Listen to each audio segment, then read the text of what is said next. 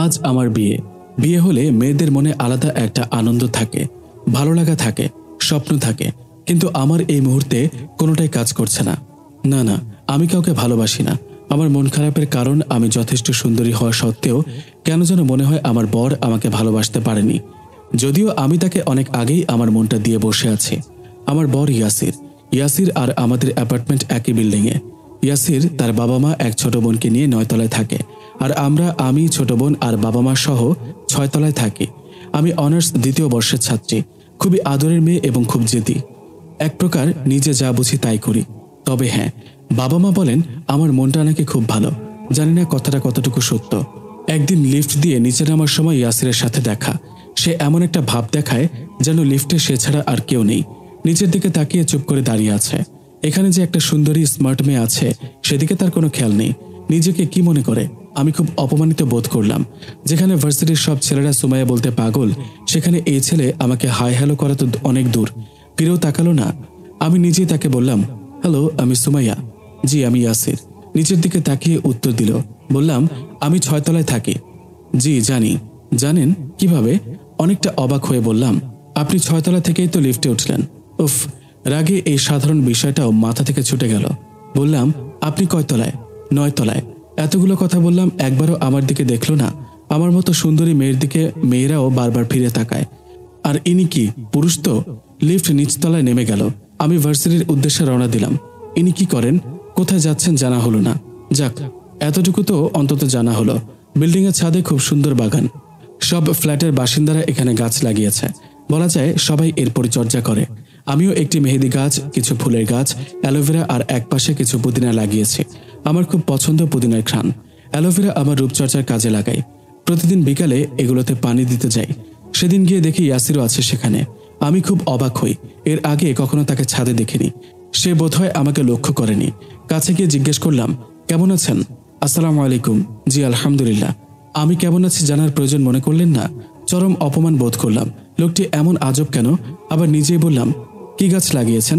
আমি লাগাইনি, আমার ছোট বোনের গাছ। আজ সে ছিল না বলে আমাকে আসতে হলো। আপনার ছোট বোন কি তাসনি? একবার কথা হয়েছিল, বলেছিল 9 তলায় থাকে। আগে কখনো দেখিনি আপনাদের। আসলে আমরা এখানে এসেছি মাত্র 2 মাস আগে। আগে ভাড়া বাসায় থাকতাম। তাসনির কলেজ কাছে হওয়ায় ফ্ল্যাট তৈরি হওয়ার পরও আসিনি। তাসনির ইন্টার পরীক্ষার পরপরই এখানে চলে আসি। ওকে রেটিনা কোচিং সেন্টারে ভর্তি করিয়ে দিই।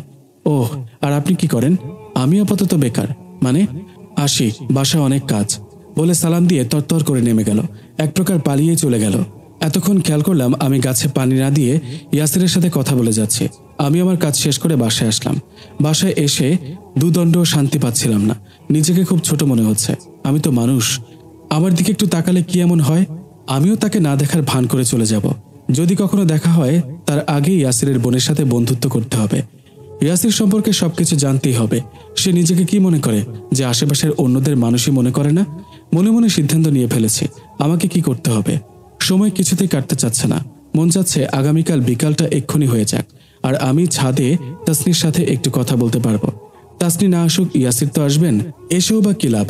উনি তো কথা বলতে চান না, নিজেকে নায়ক মনে করেন। তাও আমিই কথা বলবো। পরের দিন সময়ের একটু আগেই ছাদে চলে গেলাম। আমি যাওয়ার বেশ খানিক সময়ের পর ইয়াসির আসলেন। উনি আসতে দেরি করাতে আমি আগে ভাগে গাছে পানি দিয়ে ফেলেছি। চুল খোলা রেখে বিকেলে স্নিগ্ধ বাতাস উপভোগ করছিলাম। আমার চোখটা দরজার দিকে ছিল। অধৈর্য হয়ে ইয়াসির বা তাসনি কারোর জন্য অপেক্ষা করছিলাম। ইয়াসির হঠাৎ করে ঢুকে কেমন একটু ইতস্তত করে থমকে দাঁড়ালো। ওনাকে দেখে কেমন জানি আমার হৃদস্পন্দন বেড়ে গেল। জানি না কেন, হয়তো আমাকে এড়িয়ে চলতে চাচ্ছে। ধীর পায়ে এগিয়ে আসছিল।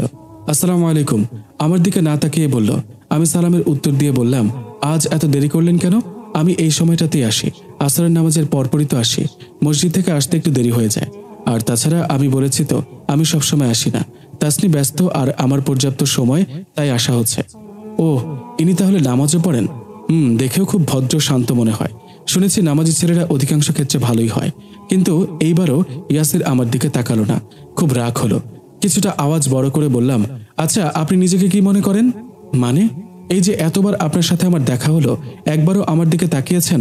যদি কখনো রাস্তায় বিপদে পড়ি তবে কি চিনতে পারবেন আমাকে? কেন এত ভাবনেন? আর আমার সাথে নিজে থেকে কখনো কথা বলেছেন? আমি কি এতই সস্তা? এটা ভাব নয়, ইসলামের বিধান। মানে?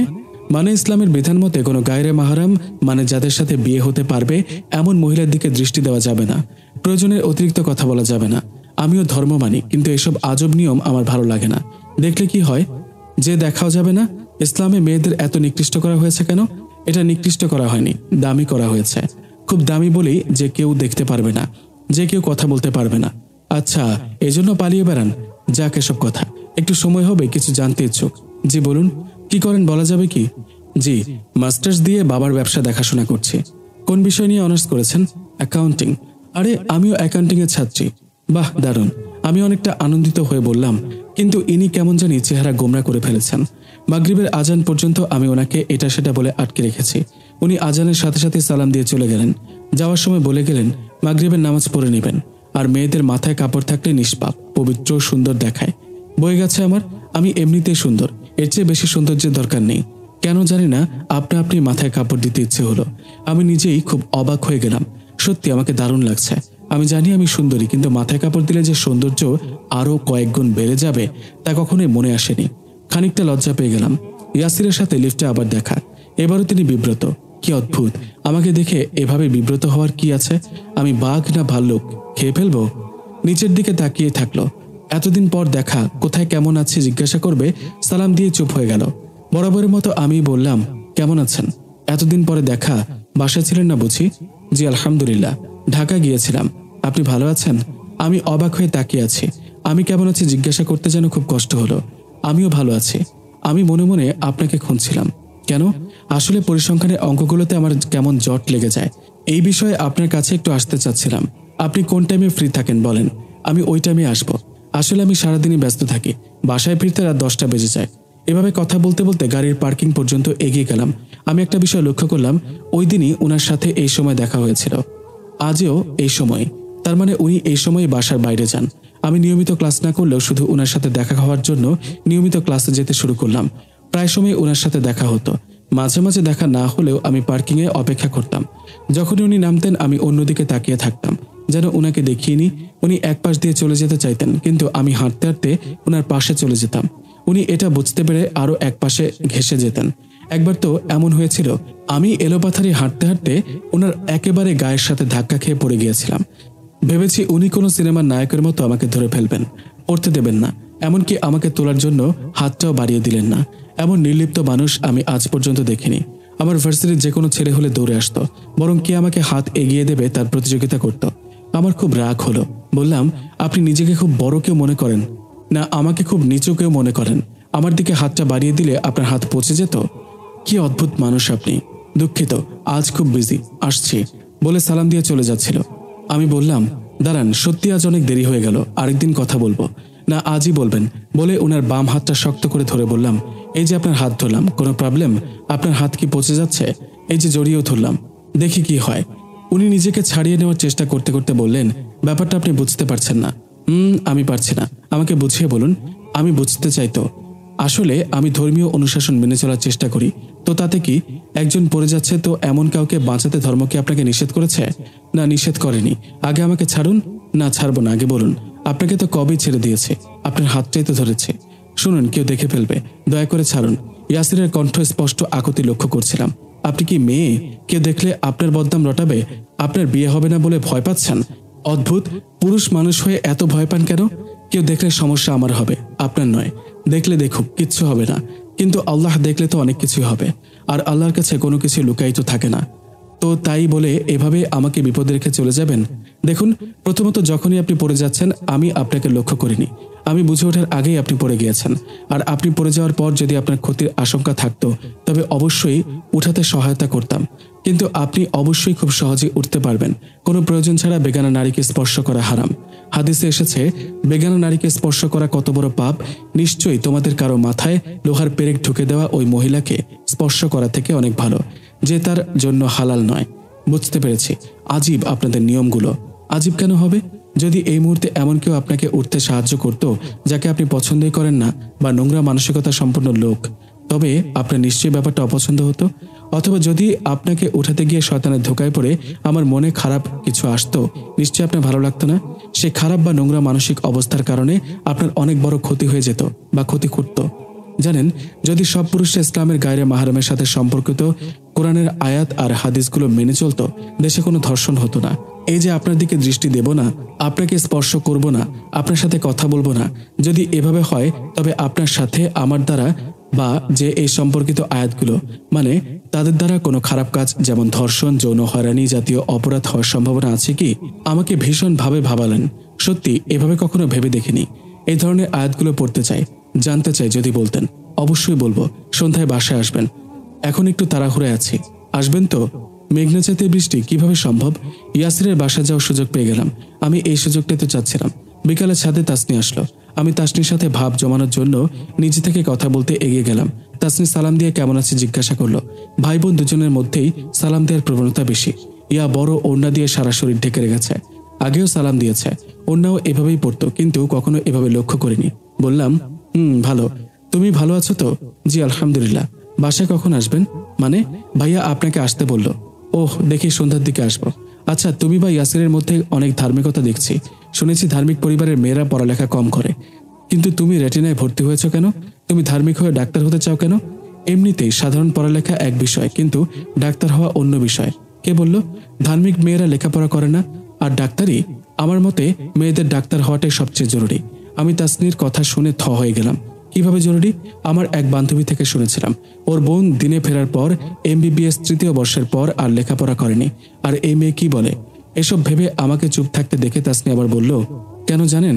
যদি আমাদের মানে মহিলাদের চিকিৎসার কারণে, বিশেষ করে মাতৃত্বকালীন প্রয়োজনে ডাক্তারের কাছে যেতে হয়, তখন আমরা স্বাভাবিকভাবেই চাইব যেন কোনো মহিলা ডাক্তারের কাছ থেকেই ট্রিটমেন্ট নিতে পারি। কিন্তু যদি মেয়েরা ডাক্তারি না পড়ে, তাহলে বাধ্যই পুরুষ ডাক্তারের শরণাপন্ন হতে হবে। সেক্ষেত্রে অনেক সময় ফিতনার আশঙ্কা থাকে।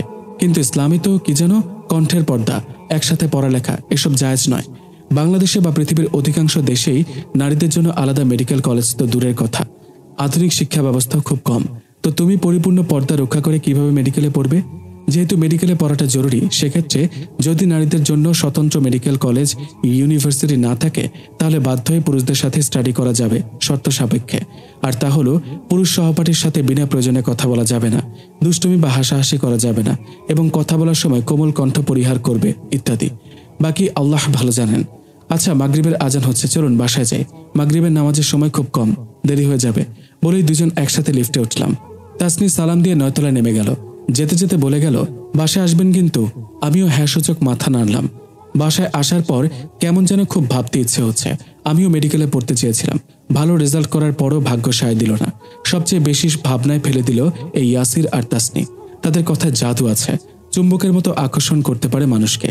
ধর্মীয় বিষয়ে আমার কোনো কালেই কোনো আগ্রহ ছিল না, নামাজ থেকে অনেক দূরে, আর আধুনিক চলাফেরায় অভ্যস্ত।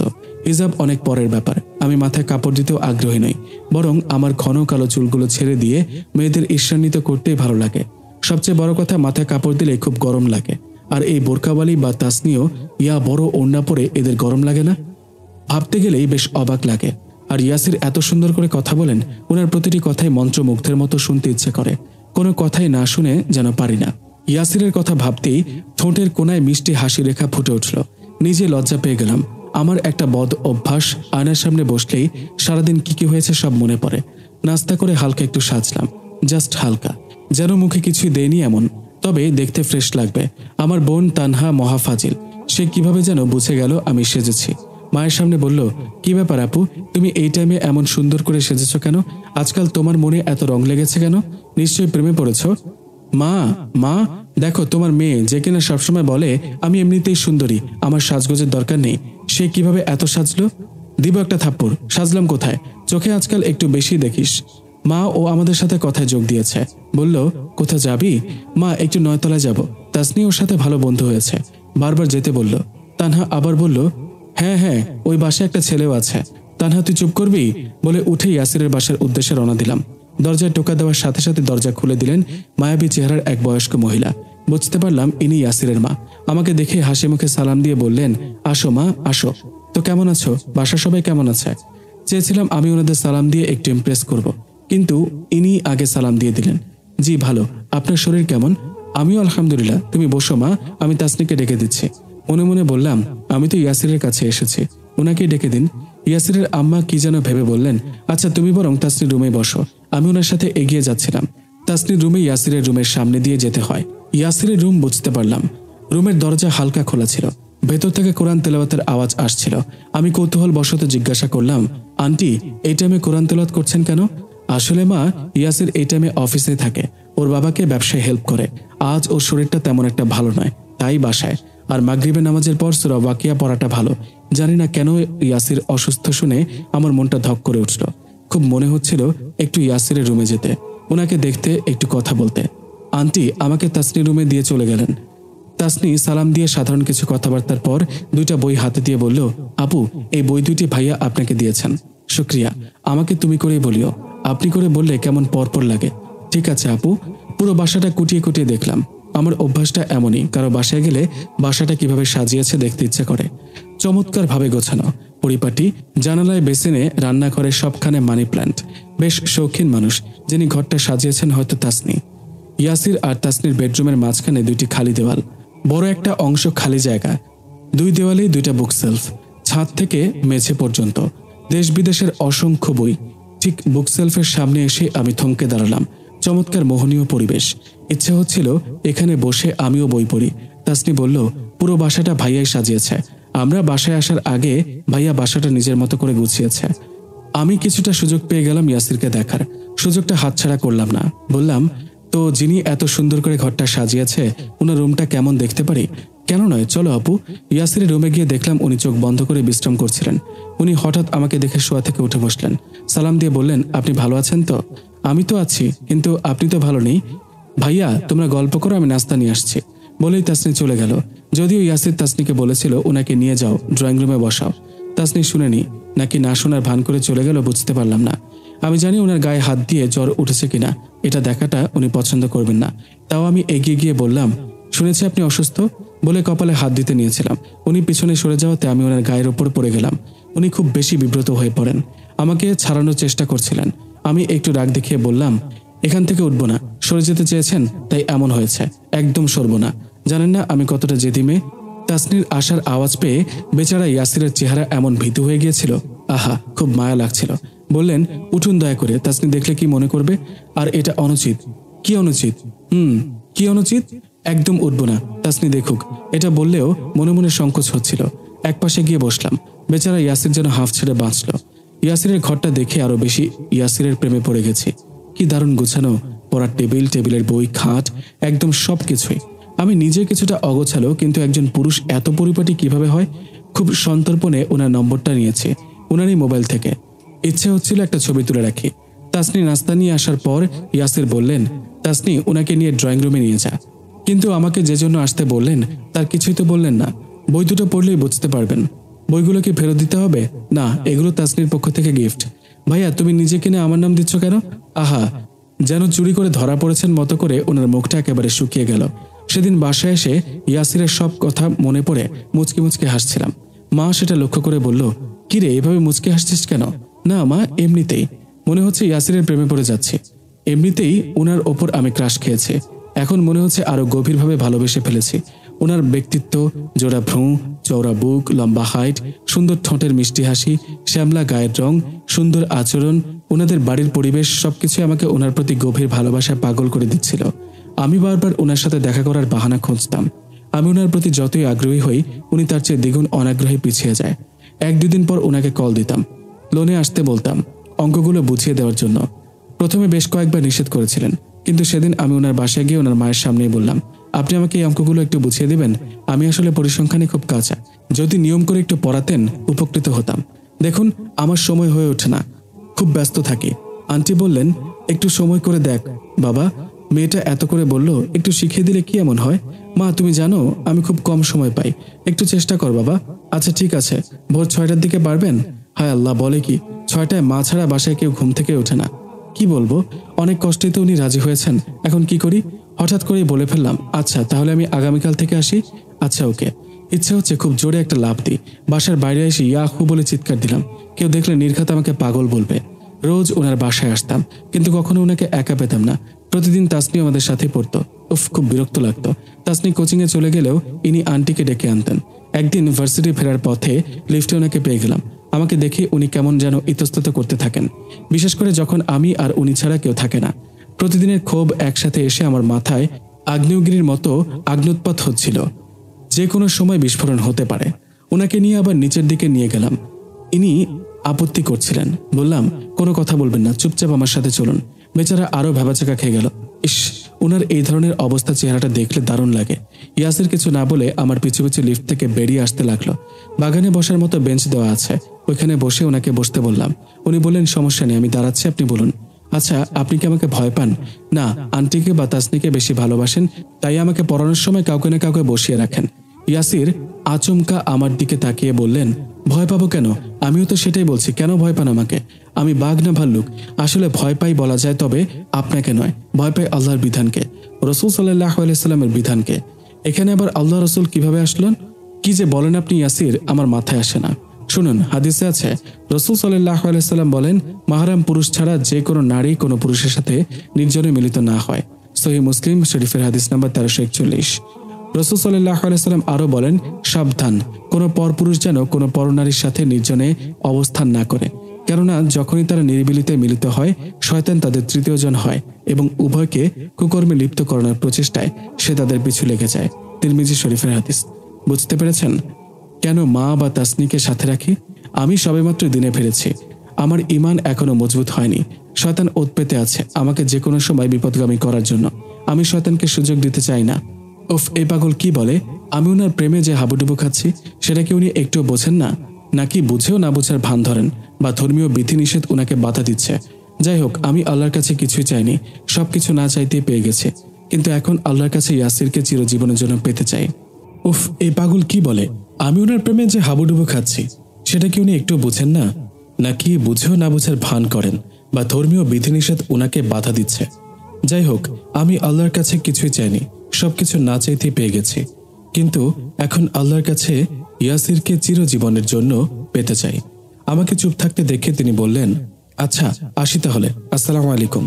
আচ্ছা শুনুন, আমি যদি আল্লাহর কাছে কোনো কিছু খুব করে চাই, আল্লাহ দিবেন কি? অবশ্যই দিবেন, তবে চাওয়াটা এমন হলে ভালো, যেমন, হে আল্লাহ, এই জিনিসটি যদি আমার আর আমার পরিবারের দুনিয়া ও আখিরাতের মঙ্গলের জন্য হয়, তবে এই জিনিসটি আমার জন্য নির্ধারণ করে দিন। যদি ভালো না হয়, তবে দূরে সরিয়ে দিন। উফ, দূরে সরিয়ে দেওয়ার কথা শুনেই মনের ভেতরটা কেমন যেন করে উঠল। আমি যে ওনাকে হারাতে চাই না, শুধু ওনাকেই পেতে চাই। বললাম, না, আমি চাই, আমার লাগবেই। এভাবে চাইবো না, ডিরেক্ট আপনাকেই চাইবো। বেখেয়ালি মনে বলে ফেলেছি। মানে? না মানে, আপনার পড়ানোর পদ্ধতি এতই ভালো লেগেছে, শুধু আপনার কাছেই পড়তে চাই। বাহ, আমার তো উপস্থিত বুদ্ধি ভালোই। নিজের মনেই হেসে দিলাম। আমাকে হাসতে দেখে উনি বললেন, এভাবেই দোয়া করতে হবে, কারণ ধরুন আমার মনে হচ্ছে আমি ডাক্তার হলেই আমার জন্য ভালো হতো। আসলে যদি ডাক্তার হলে যদি ধর্ম ভুলে যেতাম বা পড়ার অতিরিক্ত চাপ সহ্য করতে না পেরে অর্ধেক পড়া থেকে ছেড়ে দিতাম, অথবা আরো অনেক খারাপ কিছু হতে পারত। কিন্তু আমি যখন MBA করলাম, হয়তো আমার স্বপ্ন পূরণ হলো না, কিন্তু বাবার ব্যবসার অনেক উন্নতি করেছি আল্লাহর ইচ্ছায়। বাবাকে বুড়ো বয়সে একটু অবসর দিচ্ছি। বাবা যখন নিশ্চিন্তে কিছুটা বিশ্রাম করতে পারেন, সবকিছু আমার উপর ছেড়ে দিয়ে ওনার বুক থেকে পরিতৃপ্তির নিঃশ্বাস বের হয়। ওনার মনটা প্রশান্তিতে ভরে ওঠে। ওনাকে দেখে মাও খুশি হয়ে যান। আমার পরিবারের ভরসায় পরিণত হয়েছি। এটাই ডাক্তার হওয়ার চেয়ে আমার জন্য ঢের বেশি আনন্দের। আচ্ছা বুঝলাম, কিন্তু আমি যদি নির্দিষ্ট কাউকে চাই, সেক্ষেত্রে এই দোয়াটা আরো বেশি উপযোগী। কারণ আপনি জানেন না, আপনি যাকে চাচ্ছেন তার সাথে যদি আপনার সুখী দাম্পত্য জীবন না হয়, আর কার সাথে আপনি সুখী হবেন সেটা আল্লাহই ভালো জানেন। কিন্তু অনেক মানুষের বিয়ে বাবা মায়ের ইচ্ছার হওয়ার পরেও তারা অসুখী হয় কেন? সেটাও আল্লাহর পক্ষ থেকে পরীক্ষা। আমাদের সবার সব চাওয়া দুনিয়াতে পূরণ হবে না, পূরণের আশা করাটাও বোকামি। সে যাই হোক, আমি আপনাকেই চাই বলে সোজা চলে আসলাম। লিফটে ওঠার আগে ওনার দিকে একবার ফিরে তাকালাম। উনি ঠিক সেভাবেই নিচের দিকে তাকিয়ে দাঁড়িয়ে আছেন। হয়তো ভাবছেন, কি অদ্ভুত মেয়ের পাল্লায় পড়লাম রে বাবা, আজ ভার্সিটিতে যাব না। ভালো লাগা মন্দ লাগা দুইটাই অনুভূতি কাজ করছে। এক অস্বস্তিকর অনুভূতি, একদিকে ওনাকে বলতে পেরেছি তাই সুখী, অন্যদিকে উনি বিষয়টা কিভাবে নেবেন, নাকি আগামীকাল থেকে পড়তে যাওয়াই বন্ধ হয়ে যাবে। যেভাবেই হোক ওনার কাছে তো আসতে পারতাম। যদি সে সুযোগটাও হারিয়ে ফেলি। পরের দিন একটু তাড়াতাড়ি ওনার বাসায় চলে গেলাম। দরজা খোলাই ছিল, হয়তো আঙ্কেল হাঁটতে গিয়েছেন, আসার পথে তাই দরজা খোলা রেখেছেন। আঙ্কেল ডায়াবেটিসের রোগী, রোজ মসজিদে ফজরের নামাজ পড়ে 1 ঘন্টা হেঁটে বাসায় ফেরেন। আমি সোজা ঢুকে ওনার রুমে চলে গেলাম। উনি জায়নামাজে এই টাইমেও আবার নামাজ আছে নাকি। আমার একটু কেশে ওনাকে খবর করে দিলাম আমি এসেছি। উনি ধীর সুস্থে নামাজ শেষ করে বললেন, আপনি টেবিলে বসুন, আমি আসছি। নামাজ শেষে আসার পর জিজ্ঞাসা করলাম, এই টাইমে আবার কিসের নামাজ? আপনি তো ফজরের আজানের সাথে সাথেই মসজিদে চলে যান। আপনি ভালো আছেন তো? তাসনির কাছে শুনেছি খুব বেশি অসুস্থতা ছাড়া আপনার জামায়াতে নামাজ কখনো মিস হয় না। এটা ফজরের নামাজ নয়, এটাকে ইশরাকের নামাজ বলে। সূর্য ওঠার পর পড়তে হয়। ওহ, রোজ পড়েন? পড়ি, সময় পেলে। নামাজ পড়েছেন? উঠতে দেরি হয়ে গেছে, সূর্য উঠে গেছে। আর শুনুন, আমাকে আপনি করে বলবেন না। এত বড় একটা ছেলে আমাকে আপনি করে বললে কেমন জানি লাগে। প্রথমত উঠতে দেরি হলেও নামাজ পড়ে নেওয়া উচিত, কারণ যারা নিয়মিত নামাজ পড়ে না তারা ফজরের নামাজ পড়লে অন্য নামাজের প্রতিও তাদের পড়ার আগ্রহ বেড়ে যায়। অনেককে বলতে শুনেছি, আজ ফজরের নামাজ পড়িনি, অন্যগুলো পড়তে ইচ্ছে হচ্ছে না। আর জানেন, নামাজ পড়লে আপনি অনেক গুনাহ থেকে দূরে থাকতে পারবেন, কারণ আল্লাহ বলেন, নিশ্চয় নামাজ মানুষকে অশ্লীল ও খারাপ কাজ থেকে বিরত রাখে। সূরা 29 আনকাবুত আয়াত 45। আর হ্যাঁ, আমি সহজে কাউকে তুমি করে বলতে পারি না, না আমাকে বলতে হবে। বললাম তো, তুমি সহজে আসে না। আমার আবার কাউকে আপনি বা ভাইয়া আপু ডাক আসে না। সবাইকে নাম ধরে আর তুমি করে বলতে ইচ্ছে করে। যদিও আপনি বয়সে অনেক বড়, কিন্তু তাও তোমাকে আপনি করে বলতে খুব ইতস্তত বোধ করি। তিনি একবার চোখ তুলে তাকালেন, তবে আমার দিকে নয়, আমার বইয়ের দিকে। কালকের ঘটনার পর মনে হয়েছিল ইয়াসির আমাকে এড়িয়ে চলবেন, কিন্তু তিনি এতক্ষণ খুব স্বাভাবিক ছিলেন। এবার কিন্তু একটু বিব্রত, যেন আমার কাছ থেকে পালিয়ে গেলেই বাঁচেন। হয়তো ভাবছেন, কি মেয়েরে বাবা, কি হলো, চুপ হয়ে আছো কেন? তুমি আমাকে তুমি না করে বললেও আমি কিন্তু তোমাকে তুমি করে বলবো। উনি কিছু একটা বলতে যাচ্ছিলেন, তাসনিও এসে যোগ দিল। বলল, আপু তুমি নাস্তা করেছ? আমি সকালে তেমন কিছু খাই না, আপেল আর গ্রিন টি খেয়ে দুপুর পর্যন্ত কাটিয়ে দিই। আসলে এভাবে অভ্যাস হয়ে গেছে। মা তোমায় নাস্তা খেতে যেতে বলেছেন। যাক, আজ হালকা হলুদ জামাতে তোমাকে দারুণ লাগছে। জানো, ভাইয়ার পছন্দের রং কিন্তু হলুদ। তাই নাকি? জানতাম না তো। আমি কিছুটা লজ্জা পেয়ে গেলাম, কিন্তু ইনি, ওনার কোনো ভ্রুক্ষেপ নেই। ওনার পছন্দের রঙের জামা পরেছি, আমায় দেখতে এত ভালো লাগছে। হয়তো উনি দেখেননি যে আমি হলুদ জামা পরেছি। কি নির্লিপ্ত মানুষ! উনি বেশ ভালোভাবেই পরিসংখ্যানের অঙ্কগুলো বোঝাতে পারেন। এত কঠিন জটিল অঙ্কগুলো মোটামুটি রপ্ত করতে পেরেছে। অনেক সময় এমন হয়েছে উনি আমাকে পড়াচ্ছেন আর আমি ওনার দিকে তাকিয়ে ভেবেই যাচ্ছি। জানি না বুঝতে পারে কিনা। না বুঝলে না বুঝুক, আমি তো না তাকিয়ে পারি না।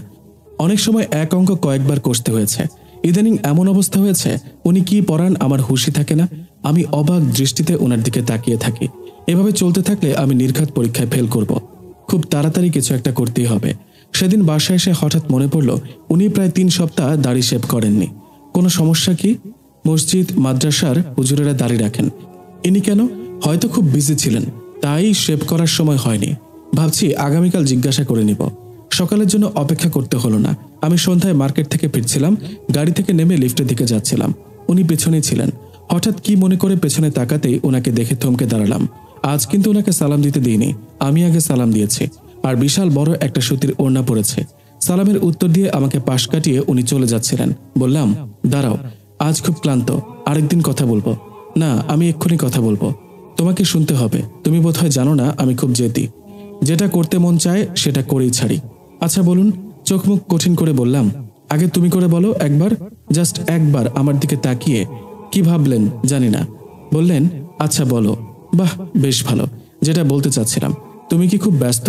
প্রতিদিনই তো ব্যস্ততায় কাটে, প্রতিদিনের মতো। তাহলে দাড়ি রেখে মুখটাকে এমন জঙ্গল বানিয়ে রেখেছো কেন? শেভ করোনি কেন? শেভ করবো না, দাড়ি রেখেই দিব। মানে কি? মানে দাড়ি রাখবো। তো এতদিন রাখেননি কেন? বলেছি তো, আমি দিনে ফিরেছি বেশি দিন হয়নি। আস্তে আস্তে দিনের বিধানগুলো অভ্যাস করার চেষ্টা করে যাচ্ছে। খুব ধীরে ধীরে শয়তানের বিরুদ্ধে জয়ী হচ্ছে। আমার খুব রাগ হলো। দাড়ি রাখতে হবে কেন? এমনিতেই ধর্মকর্ম করা যায় না? নিজেকে যথাসম্ভব শান্ত করে বললাম, দাড়ি না রাখলে কি এমন হয়? অনেক কিছুই হয়। কারণ হাদিসে এসেছে, হযরত ইবনে ওমর রাদিয়াল্লাহু তাআলা আনহু থেকে বর্ণিত, রাসূল সাল্লাল্লাহু আলাইহি ওয়াসাল্লাম ইরশাদ করেছেন, তোমরা মুশরিকদের বিরোধিতা করো, দাড়ি লম্বা করো আর গোফকে খাটো করো। আর ইবনে ওমর রাদিয়াল্লাহু তাআলা আনহু যখন হজ বা ওমরা করতেন, তখন তিনি তার দাড়িকে মুঠ করে ধরতেন, তারপর অতিরিক্ত অংশ কেটে ফেলতেন। সহিহ বুখারী শরীফে হাদিস নাম্বার 5553। আরও আছে, রাসূল সাল্লাল্লাহু আলাইহি ওয়াসাল্লামের নিকট সাহাবাগণ প্রশ্ন করলেন, হে রাসূল সাল্লাল্লাহু আলাইহি ওয়াসাল্লাম, আপনার পরবর্তীতে আপনার উম্মতের পরিচয় কি করে পাওয়া যাবে, বা আলেমদের সঠিক ফয়সালা কি করে পাওয়া যাবে? নবী করিম সাল্লাল্লাহু আলাইহি ওয়াসাল্লাম বলিলেন, আমার সুন্নতি লেবাস আমার উম্মতকে পরিচিত করে তুলবে, ওদের মুখে দাড়ি থাকবে আর মাথায় টুপি। উনার এসব শুনে আমি রাগ করে চলে যাচ্ছিলাম। উনি লিফটে ওঠার মুহূর্তে বললেন, পর্দাতে নারীর সৌন্দর্য আর নিরাপত্তা, আর প্রথমে সালাম প্রদানকারী অহংকার থেকে মুক্ত। খুব ভালো লাগলো এভাবে দেখে। আর আগে সালামের চেষ্টা করাতে আমি না শোনার মতো করে লিফটে উঠে পড়লাম। অন্য সময় হলে ওনার সাথে নিয়েই উঠতাম, যদিও প্রতিবার উনি আসতে চান না। আমি হাত ধরবো এই ভয়ে চুপচাপ আমার কথা মেনে নেন। কিন্তু এই মুহূর্তে মনটা খুব খারাপ। আমার জীবনসঙ্গী দাড়িওয়ালা, না না, ভাবতেই পারছি না। সবাই আমাকে নিয়ে ব্যঙ্গ করবে। এমনিতেই অনেক কথা শুনতে হচ্ছে। মাথায় কাপড় দিচ্ছি, বড় ওড়না পরছি, মা বাবা তানহা সবাই বেশ অবাক হলেও কেউ কিছু জিজ্ঞাসা করছে না। কিন্তু তানহা একটু করে বলেছিল, কি ব্যাপার আপু, তুমি এত বড় ওড়না পরে বুড়ি সেজেছ কেন? তোমার এত সাধের চুলগুলো কাউকে দেখাচ্ছ না? বলে অনেক হেসেছিল। আমি কঠিন দৃষ্টি দিয়ে তাকাতেই চুপ হয়ে যায়। নয়তো বান্ধবীদের ব্যঙ্গানোর চেয়ে তানহার যন্ত্রণায় বাসায় থাকা যেত না। কিন্তু একটি দাড়িওয়ালা ছেলে আমার সাথে দাঁড়িয়ে ছবি তুলবে, কেমন বৃষ্টির ব্যাপারটা, উফ, ভাবতে পারছি না। কিন্তু ইনি ছবি তুলবেন তো? কি ভাবছি, এখনো প্রেমের প্রস্তাব দেইনি, আবার বিয়ে। কিন্তু প্রেম কিভাবে করব?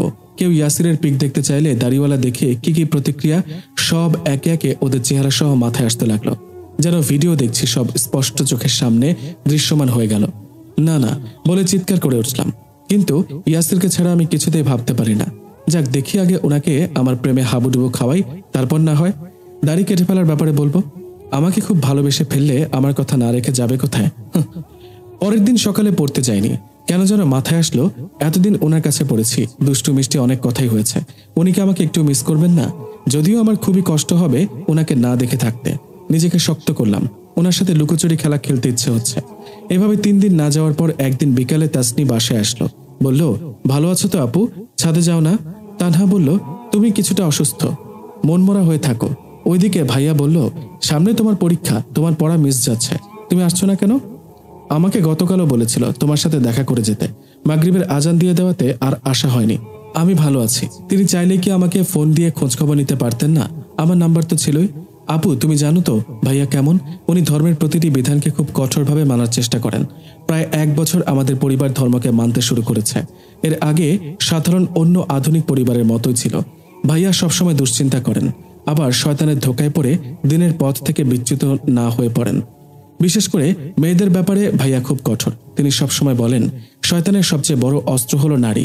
একজন পুরুষ যতই কঠোর হোক না কেন, নারীর মিষ্টি কথার কাছে পরাজয় হয়ে যায়। তাই বলে ওনার স্টুডেন্ট 3 দিন ধরে যায়নি কেন, সেটারও খোঁজ নিতে পারেন না? তাই তো আমাকে পাঠালো।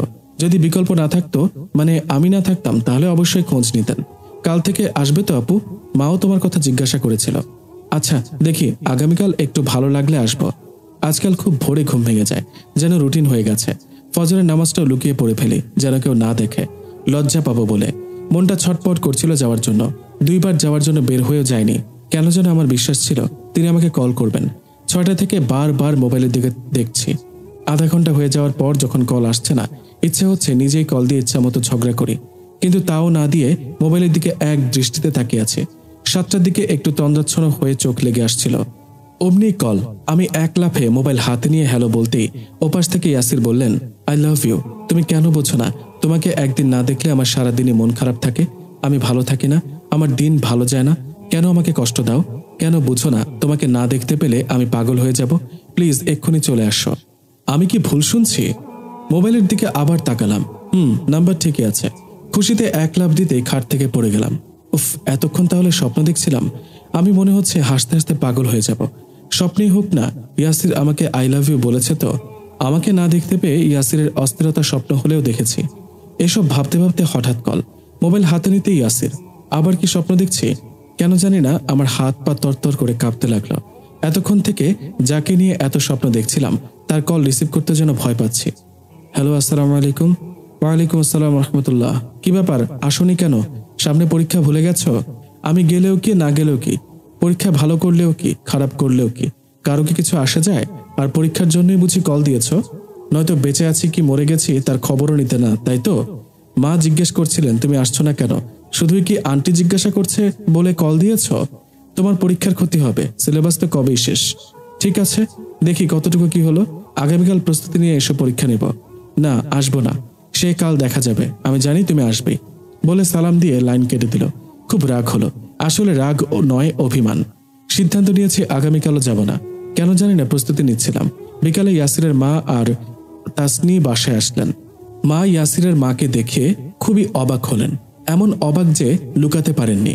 হয়তো মায়ের অবস্থা বুঝে আন্টি বললেন, আসলে সুমাইয়া অসুস্থ, ইয়াসিরের কাছে পড়তে যাচ্ছে না, মনটা কেমন আনচান করছিল, মেয়েটা বড্ড মায়াবতী, এই কদিনেই সবাইকে মায়ায় জড়িয়ে গেল। দেখতে না এসে পারলাম না। মা একবার আমার দিকে তাকায়, একবার আন্টির দিকে। আমি তো অসুস্থ, পড়তে না যাওয়ার মতো তেমন কিছু হয়নি। মুখটা করুণ করে মাকে ইঙ্গিত দেওয়ার পর মা চুপ হয়ে থাকলো। মা আর আন্টির মধ্যে বেশ জমল। দুজনই ভালো মনের মানুষ, পান খান। একটু পার্থক্য, আন্টি ধার্মিক আর মা একটু ফ্যাশন সচেতন। আন্টি যাওয়ার সময় আমার দিকে তাকিয়ে বললেন, কাল এসো মা, তোমার জন্য অপেক্ষা করব। ওরা চলে যাওয়ার পর মা অগ্নিমূর্তি ধারণ করলো। তুই এতদিন পড়তে যাসনি কেন? এত ভালো ছেলে, এত ভালো পরিবার, এত ভালো মানুষ, এদেরকে তুই মিথ্যা বললি কেন? পড়ার প্রতি কোনো মনই নেই, সারাদিন শুধু মোবাইল মোবাইল আর মোবাইল। মা আরো কত কিছু যে বলল তার কোনো হিসেব নেই। কিন্তু এই মুহূর্তে মায়ের বকুনিগুলো আমার বেশ ভালো লাগছে, কারণ ইয়াসিরের পরিবারকে মা ভালো লেগেছে, খুব ভালো বলেছে। মায়ের বকুনির জবাবে মুচকি মুচকি হাসছিলাম। মা আরো অগ্নিশর্মা হয়ে বললেন, সুমু, তোর কি হয়েছে? তুই কি পাগল হয়ে গিয়েছিস? এই মোবাইল তোরে শেষ করলো, বকা দিলেও হাসছিস। আমি চুপচাপ মুচকি মুচকি হাসছিলাম। পরের দিন বই নিয়ে গেলেও পড়ার উদ্দেশ্যে মোটেও যায়নি। বাসায় ঢুকেই আন্টি বললেন, ভালো আছো তো মা? যাও মা, পড়তে বসো। ইয়াসির রুমে আছে, আজ তাসনিও নেই। গতকাল সন্ধ্যায় আমার ভাই তাসনিকে নিতে আসছিল। তাসনি মামার সাথে নানুর বাসায় গেছে। তোমার একটু কষ্ট হবে, আমি হাতের কাজটা সেরে আসছি। আরে আন্টি কি বলেন? আমি তো এক লাফে আকাশে উঠে গেছি, যেন আল্লাহ আমাকে সুযোগ করে দিয়েছেন। বাহ, চমৎকার, আমি যা চেয়েছি সহজেই পারবো। মনের কথা মনে রেখে বললাম, জি আচ্ছা। ইয়াসিরের রুমে যেতেই ইয়াসির বিব্রত বোধ করতে লাগলেন। আমি খাতা উল্টিয়ে বসেই বললাম, ইয়াসির, আমি তোমাকে ভালোবাসি। আমি খুব সাহসী মেয়ে, এতদিনে নিশ্চয়ই বুঝে গেছো। আমি যেটা বলি খুব ভেবেচিন্তে বলি, আর সরাসরি বলতেই ভালোবাসি। হ্যাঁ, আমাকে এড়িয়ে যাওয়ার চেষ্টা করো না। আমি যেটা চাই সেটা আমাকে পেতেই হয়। তোমার ভালোবাসা না পেলে আমি মরে যাব, জেনে রেখো। ইয়াসির কোনো জবাবই দেয়নি, এমন একটা ভাব যেন আমার কথা শুনতেই পাননি। খুব স্বাভাবিক গলায় বললেন, এখানে প্রশ্ন করে রেখেছি, ঠিক সেভাবে 2 ঘন্টার মধ্যে আনসার লিখে শেষ করো। আমার মেজাজ এবার চরমে, এভাবে আমাকে অপমান সহ্য হচ্ছে না। আমি বললাম, নিচের দিকে তাকাবে না, আমার চোখের দিকে তাকিয়ে এতক্ষণ যা বলেছি তার উত্তর দাও। আর শোনো, আমি পরীক্ষা দেব না বলে প্রশ্নটা ছিঁড়ে ফেলেছি। প্রশ্ন আরো আছে। কি আজব মানুষ, এত স্বাভাবিক কিভাবে থাকতে পারে? একটা অপূর্ব সুন্দরী মেয়ে তাকে ভালোবাসে, এটা শোনার পর কোনো পুরুষ নিজেকে কিভাবে এত স্বাভাবিক রাখে? বললাম, ইয়াসির, তুমি জানো না আমি কি কি করতে পারি? আমি আনসার চাই। সে আরো নির্লিপ্ত, যেন আমাকে রাগিয়ে দেওয়ার জন্যই সে চেষ্টা করে যাচ্ছে। শেষে ছোট্ট করে বলল, আমার পক্ষে এই মুহূর্তে বিয়ে করা সম্ভব না। অদ্ভুত, বিয়ে করতে কে বলেছে? প্রেম করতে বলেছি। তুমি আমাকে পড়াবে আর আমি প্রেম করব। প্রেম করা সম্ভব না। তুমি আমাকে ভালোবাসো না? না, সেভাবে ভাবিনি কখনো। তাহলে আজ থেকে ভাবো, আমাকে নিয়ে ভাবো। বলে উঠে ইয়াসিরের দিকে যাচ্ছিলাম। এবার তিনি খুব দৃঢ় কণ্ঠে বললেন, সুমু দাঁড়াও, আর সামনে এগোবে না। 1000 বার এগোবো, শুধু এগোবো না, আরো অনেক কিছু করব। আগে বলো, ভালোবাসবে না কেন? কারণ বিয়ের আগে প্রেম মারাত্মক গুনাহ। আগে বলো, ভালোবাসবে না কেন? কারণ বিয়ের আগে প্রেম মারাত্মক গুনাহ। গুনাহ হবে কেন? আমরা কখনো খারাপ কিছু বলবো না বা করব না, ডেট করব না, সময় হলেই বিয়ে করব, এতে গুনাহের কি আছে? আছে, অনেক কিছু আছে, সে তুমি বুঝবে না। আজও বুঝবো না মানে কি? বুঝতে চাই তো। এত গরম মেজাজ নিয়ে কিছু বোঝা যায় না। আগে মেজাজ শান্ত করো আর রাগ কমাও, কারণ রাগ আসে শয়তানের পক্ষ থেকে। রাসূল সাল্লাল্লাহু আলাইহি ওয়াসাল্লাম বলেন, যখন তোমাদের কারো রাগ আসে তখন সে দাঁড়িয়ে থাকলে যেন বসে পড়ে, তাতে যদি রাগ দমে না যায় তাহলে সে যেন শুয়ে পড়ে। তিরমিজি শরীফের হাদিস। অপর হাদিসে এসেছে, রাসূল সাল্লাল্লাহু আলাইহি ওয়াসাল্লাম বলেন, রাগ আসে শয়তানের পক্ষ থেকে। শয়তানকে তৈরি করা হয়েছে আগুন থেকে। আগুন নির্বাপিত হয় ঠান্ডা পানি দ্বারা। ঠান্ডা পানি পান করলে রাগের কারণে রক্তে যে উষ্ণতা সৃষ্টি হয় সেই উষ্ণ ঠান্ডা হয়ে যায়, এভাবে রাগ পড়ে যায়। আবু দাউদ শরীফের হাদিস। রাগ উঠলেই ওযু করবে সাথে সাথে। ও হ্যালো, আমি রাগী নই, অভিমানী। আর হ্যাঁ, আমি যাদের ভালোবাসি শুধু তাদের সাথেই অভিমান করি।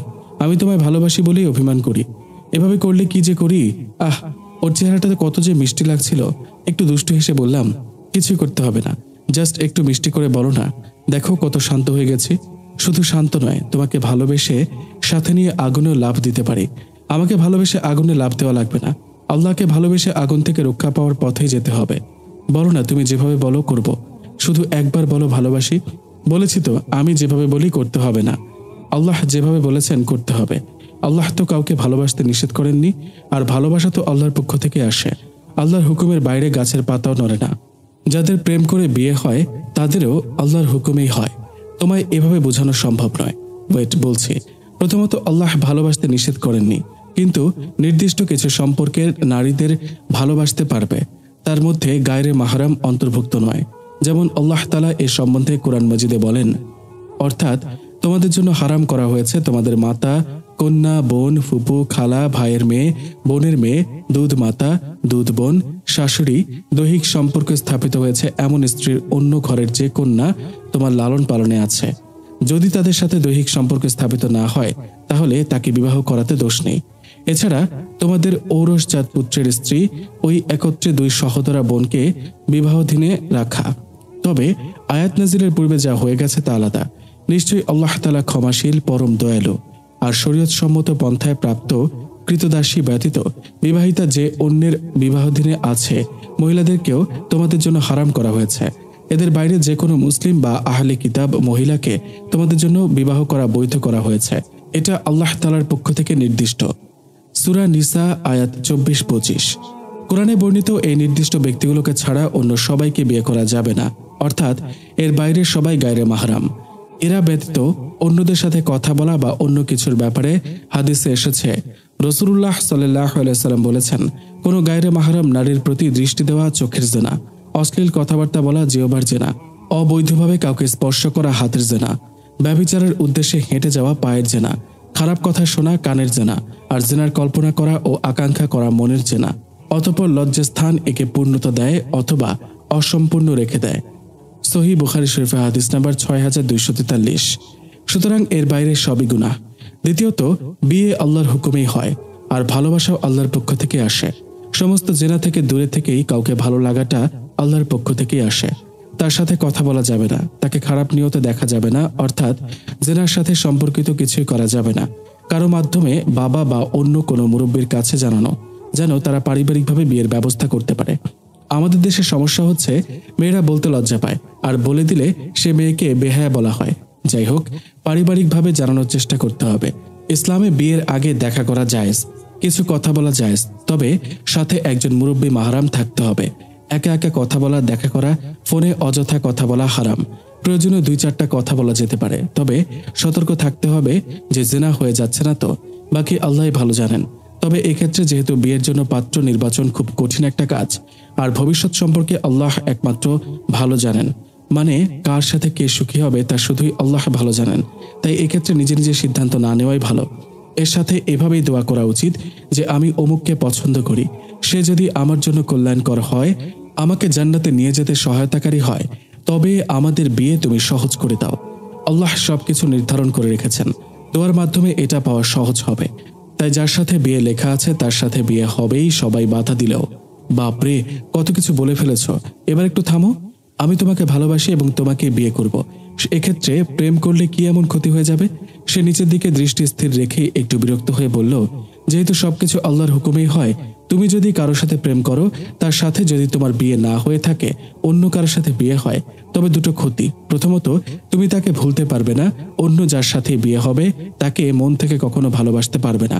স্মৃতির বনিকোঠায় একটু হলেও তার স্মৃতি ভেসে থাকবে, তখনই শয়তানের সুযোগ হয়ে যাবে তোমাকে কুমন্ত্রণা দেওয়ার।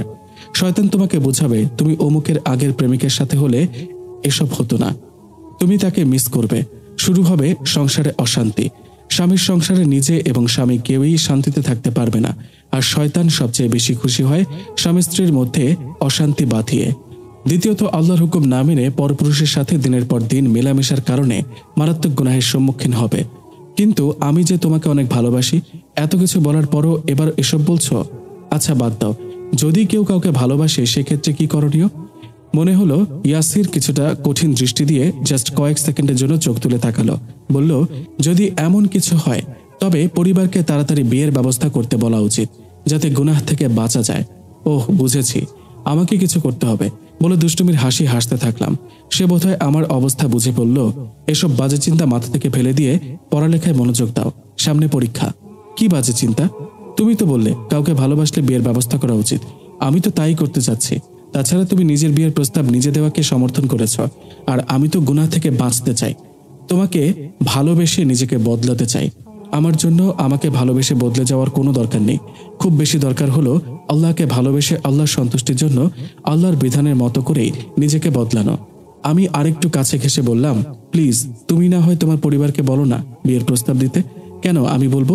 আমি কি বলেছি আমার বিয়ে করা প্রয়োজন? তাহলে আমিই বলবো, আমিও দেখব তুমি কিভাবে কি করো।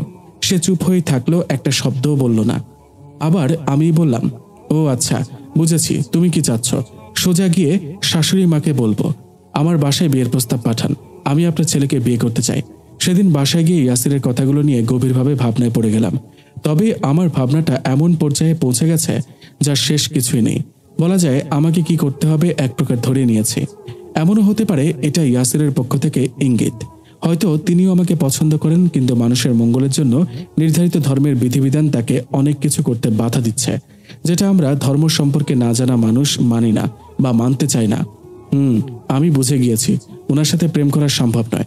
আমার ভালোবাসা যতই খাঁটি হোক না কেন, তবে আমার পরিবারকে বিয়েতে রাজি করাতে পারি, এটাই শেষ পথ। উনি তো বুঝিয়ে দিয়েছেন নিজের বিয়ের প্রস্তাব নিজে দেওয়াটা বেহায়াপনা নয়, কিন্তু সবচেয়ে বড় প্রবলেম আমার আধুনিক পরিবার একটা ধার্মিক পরিবার বিয়ে মেনে নিতে পারবে তো? ইয়াসিরের কথায় যা বুঝেছি, আল্লাহর নির্ধারিত হুকুমের বাইরে কিচ্ছু হয় না। যা আল্লাহ নির্ধারণ করে রেখেছেন তাই হবে। মাঝে মাঝে খুব ইচ্ছে করে ইয়াসিরের সাথে কথা বলতে। কি কারণে কল দিচ্ছি তা SMS দিয়ে না বলা পর্যন্ত কখনো কল রিসিভ করে না।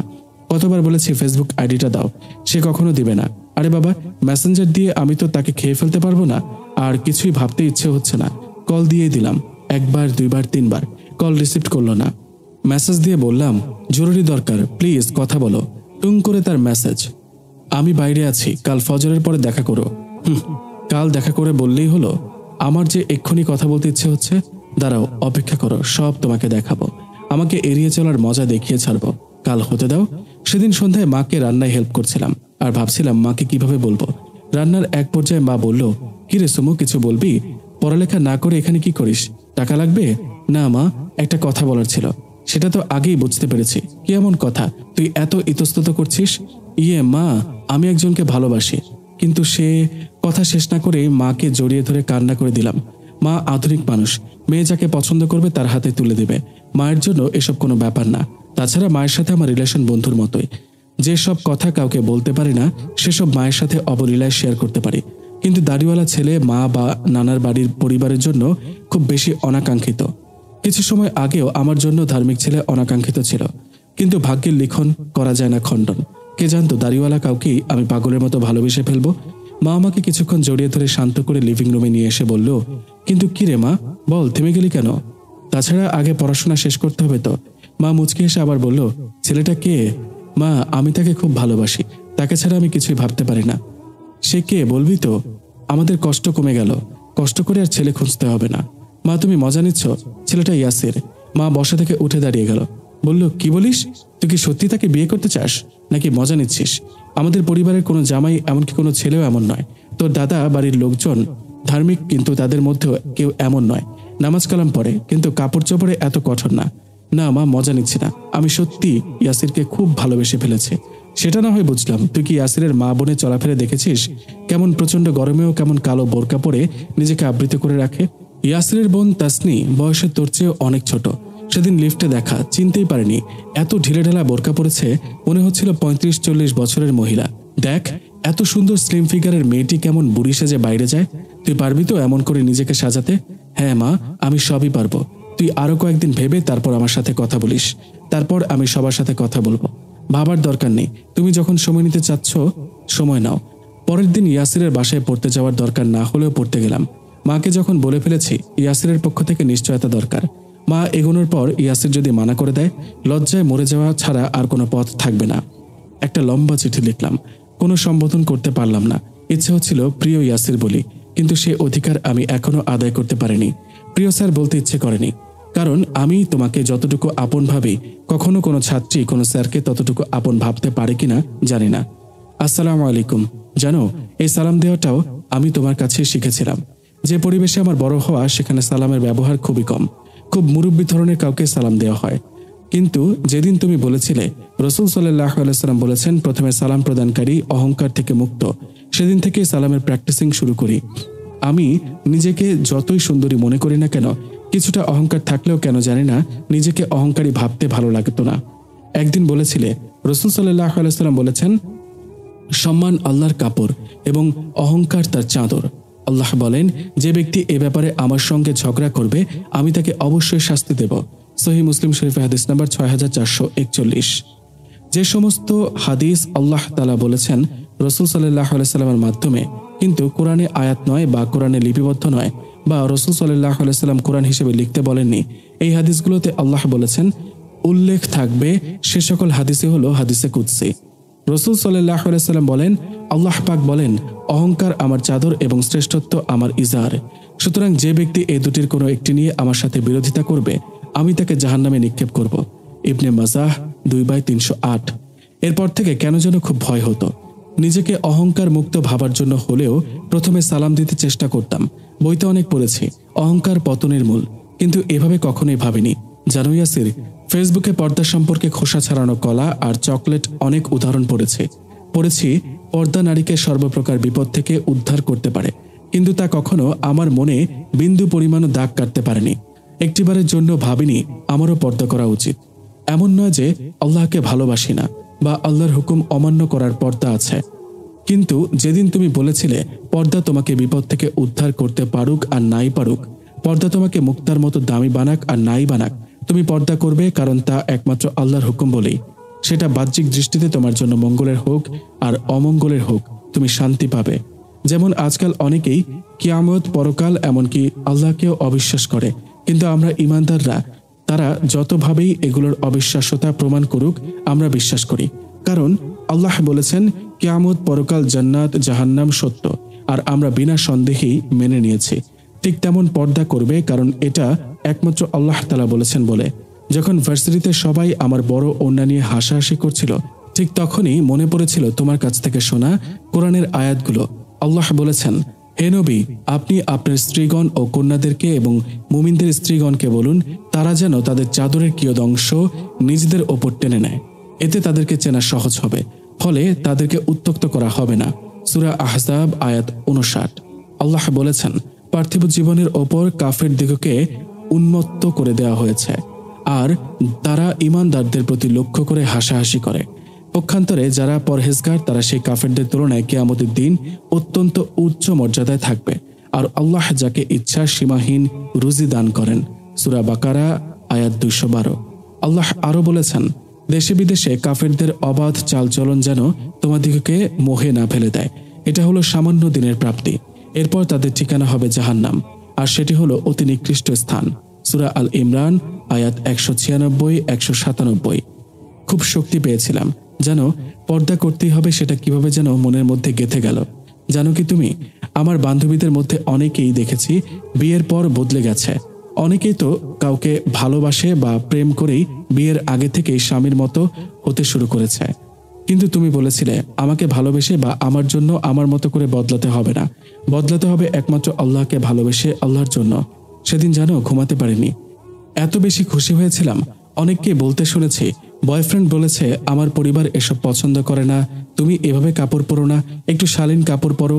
একজন লম্বা নখ কেটে ফেলেছিল, শ্বশুরবাড়ির লোকজন পছন্দ করে না বলে, কিন্তু তুমি বলেছিলে প্রতি বৃহস্পতিবার নখ কাটা সুন্নাত।